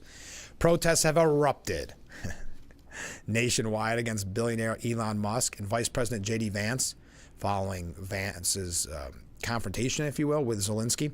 Outside Tesla stores, people congregated to voice their displeasure with Doge and Vance. There are 9 arrested at the protests where signs were on display that read, "No dictators in the USA," and "Burn a Tesla, save democracy." Similar, there was protests against Vice President Vance vacationing with his family. We heard about the hundreds of protesters gathered to proclaim that Vermont stands with Ukraine and tell Vance to go ski in Russia. So you've got these, I'm not going to say they're all small groups, but these groups making national news because it paints a narrative that the mainstream media is trying to push. And this is why I think right now with the town halls, there are setups in many instances where organized groups are getting involved to go to these red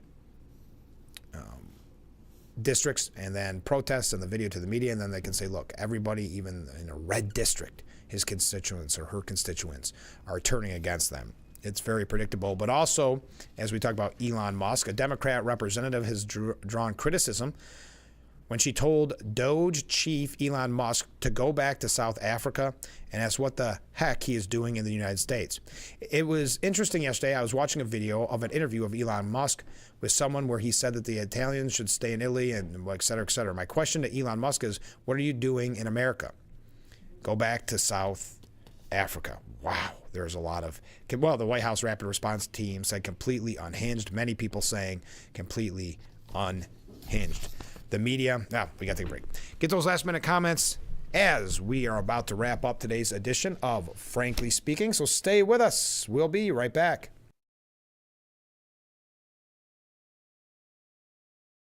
If you or a loved one regularly used hair relaxers or straighteners and were diagnosed with uterine, ovarian, or endometrial cancer, you may be entitled to significant financial compensation. I've used hair relaxers for years. I had no idea they could cause cancer. Chemical hair relaxers and straighteners have been linked to serious conditions, including several types of cancer. If you used hair relaxers and have been diagnosed with uterine, ovarian, or endometrial cancer, call us now. There's no fee unless we win your case. Call today. Hustling plus overbooked, plus bustling, plus cleaning overlooked. It all adds up. With Mary Maid's professional cleaning services, you'll have one less thing to worry about. Mary Maid's, relax, it's done. Plus too busy, plus bustling, plus in a tizzy. It all adds up.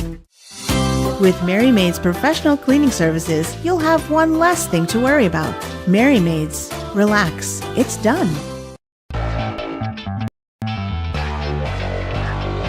Welcome back to Frankly Speaking here on WYDC TV Big Fox. I'm your host, Frank Acom. And how can we help like that in our small businesses, not to sound cliche, but are the backbone of our community? Let's talk about thanks, as always, to you, the viewers, for sending in your texts and your voicemails. Now we go to a comment. This is from John in Elmira. Make sure to catch Frankly Speaking only on AM Big Fox News WYDC or visit our website at WYDC. The Frankly Speaking Roof Cam, brought to you by Boss Security in Horseheads. Contact them today for all your business and home security needs. We are wrapping up today's edition of Frankly Speaking. One last comment here. Ken writes in, I forgot to mention in my predictions for the State of the Union, the Speaker of the House will not be rude, unethical, crude, and generally un-American during the speech by ripping up their copy of the speech and clapping. Yes, of course, referencing Nancy Pelosi there. Yes, there's quite a clear difference between Nancy Pelosi and Speaker Johnson. Going back to the media, just to give you a quick highlight, The Hill says the Constitution has collapsed and we're to blame. And now CNN is outraged at Bill Ackman and Elon Musk. CNN rejected a claim made by Elon Musk and later flagged by Bill Ackman that it only covered Donald Trump's rally in Butler, Pennsylvania, because the network may have been tipped off about the assassination attempt on the then Republican presidential candidate. Musk, who heads the Trump administration's Department of Government Efficiency, made the stunning suggestion during the interview with Joe Rogan that we mentioned earlier. The Tesla boss said it was weird that CNN chose to broadcast the rally live, given that it was in the middle of nowhere in Pennsylvania. That was not typical of them. Is kind of the idea. We got to go fast here. Ackman then, who is the founder of the Manhattan-based hedge fund Pershing Square Capital Management, said, what are the chances CNN was tipped off to stream the Butler rally? Why isn't this worthy of an investigation? It shouldn't be too hard to figure out who ordered the coverage and why. Now, CNN did respond to this, saying CNN provided live coverage of President Trump's Butler, PA rally in anticipation of news about his pick for vice president. Any suggestion contrary to that fact is completely false. Also, oh man, we are out of time. I meant to mention this earlier. Melania Trump made a rare public appearance on Capitol Hill yesterday. If you supporting the bill, the Take It Down Act, which has to do with bipartisan bill at combating revenge porn. That is, she was pushing that, so she made a return back to Capitol Hill in what was a rare appearance, and that is it. I'm running through things quickly, and I'm getting tongue-tied. So thank you. Fred does one last comment, says, finally, the funds available to rent a mob are dwindling with no replenishment in sight. Thank you, Fred. Thank you for all the comments this morning. I look forward to seeing all our friends watching the program at the Elmira Rotary Club meeting today. Tomorrow on the program, we'll tell you how that went. Also, we'll cover all the major issues of the day. You never know what we'll be talking about tomorrow, though I think one of the major topics, of course, will be tonight's speech. I'll love to hear your thoughts on it. President Trump giving that speech to the joint session of Congress, not technically a State of the Union, but for all intents and purposes basically is. We'll tell you what he had to say tomorrow, kind of the reaction, which I think is always a more interesting part to it, the reaction, the kind of pomp and circumstance, all of that. We'll be discussing that on tomorrow's broadcast. As always, the program may be over for today, but that doesn't mean you have to stop commenting, or if you see something throughout the day that you want to weigh in on so we can read it at the beginning of tomorrow's broadcast. That number is 24/7, so leave a voicemail or text me at any time. I would love to hear from you. I don't think we have to recap, because if you don't know by now, tariffs took effect. I'm not sure you will know. I think that may not be your number one topic if you don't know already, but we'll talk more about that on tomorrow's show, because you'll see the media push back on it right away. And as I said, we'll talk about the unofficial, really, state of the state, the joint session of Congress. But that does it for me today. Thank you to everybody who joined us. Thank you for all the comments. Thank you for all the waves. And we will be back tomorrow morning, bright and early, with Frankly Speaking, only on WYDC TV Big Fox. Have a great day, everyone, and we will see you tomorrow morning. I look forward to it already.